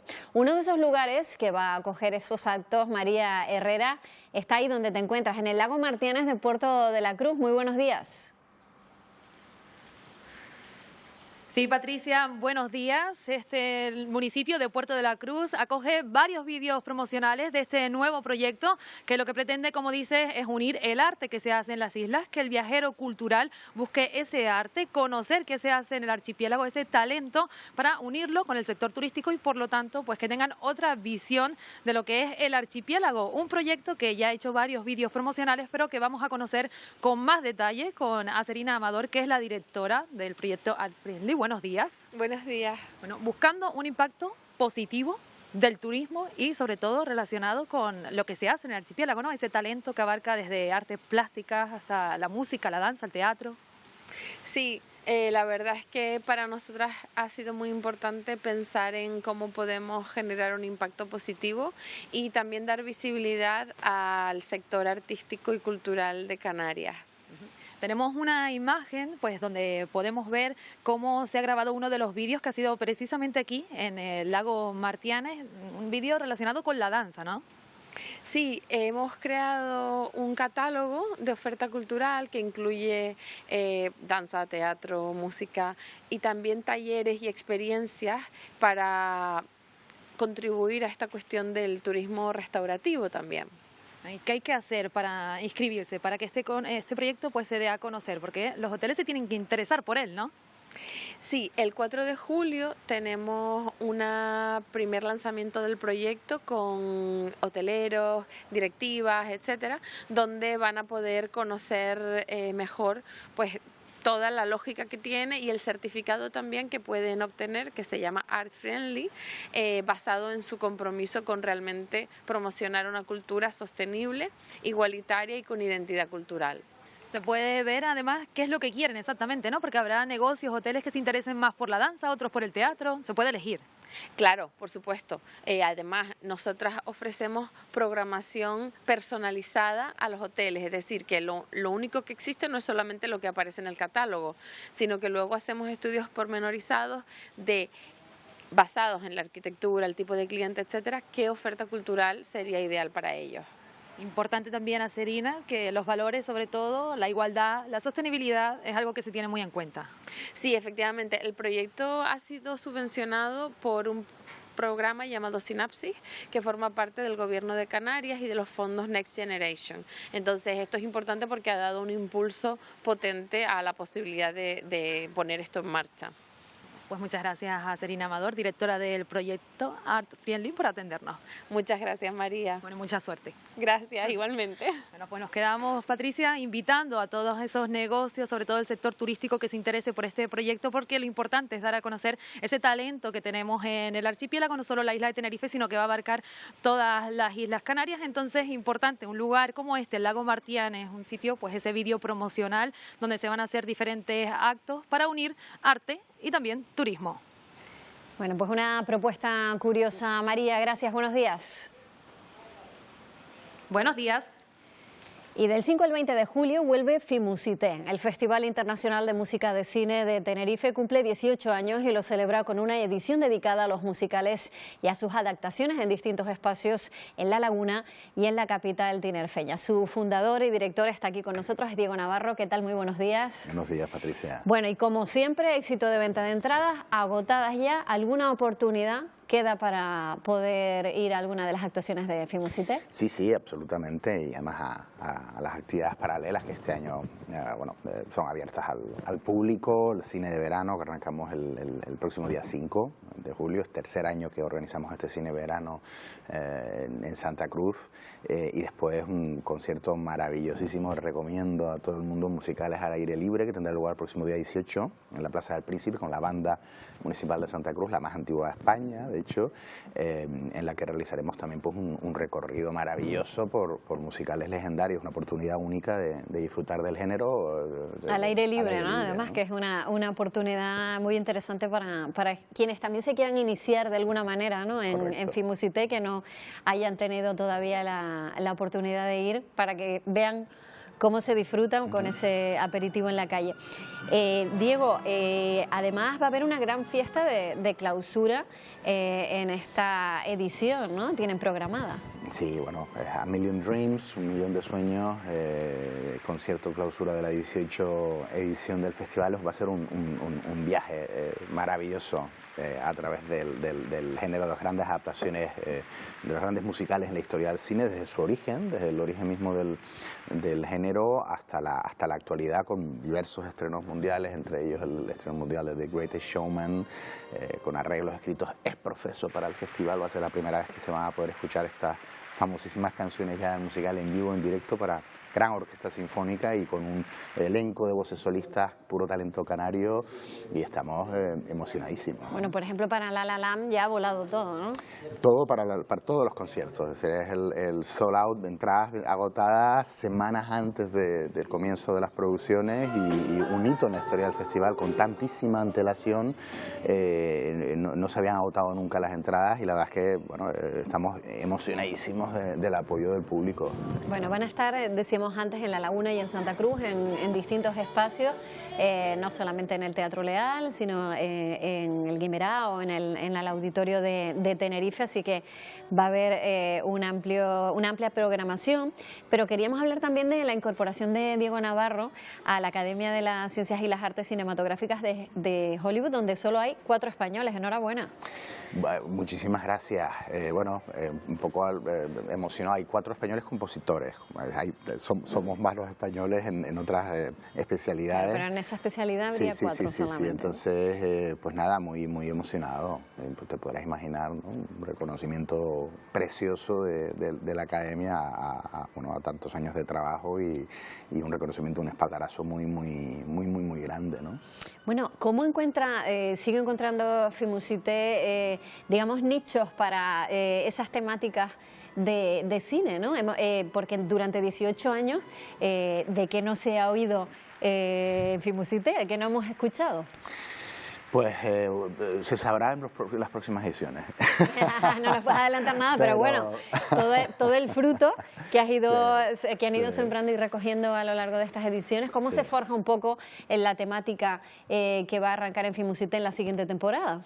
Bueno, hay que irse reinventando año tras año, ¿no? Date cuenta que somos el festival del género a día de hoy más antiguo del mundo, ¿no? De España, ni de Canarias, ni de Europa, del mundo.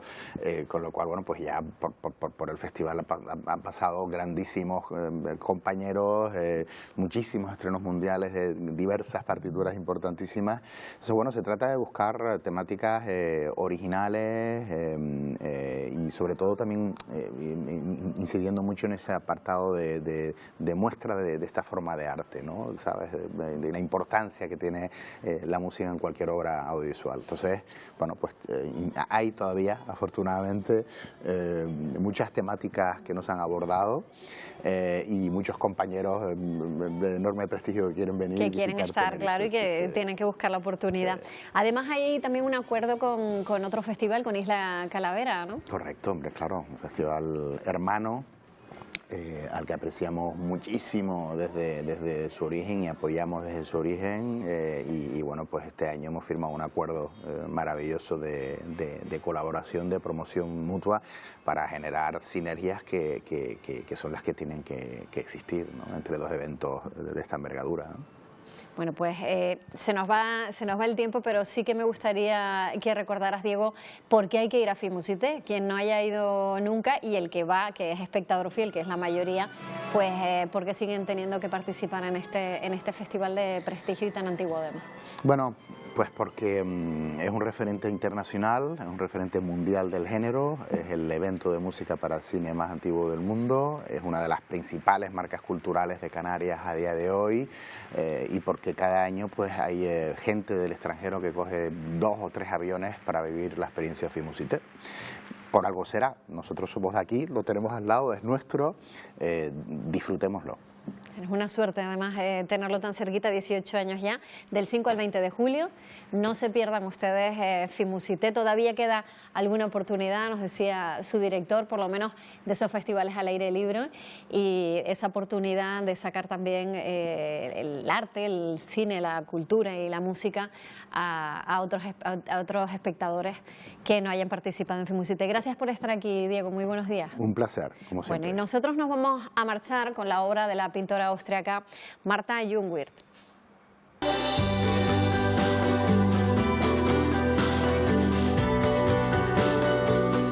El Guggenheim en Bilbao acoge 70 obras, principalmente acuarelas, que reúnen 5 décadas de trayectoria del artista contemporánea, un estilo a caballo entre la figuración y la abstracción.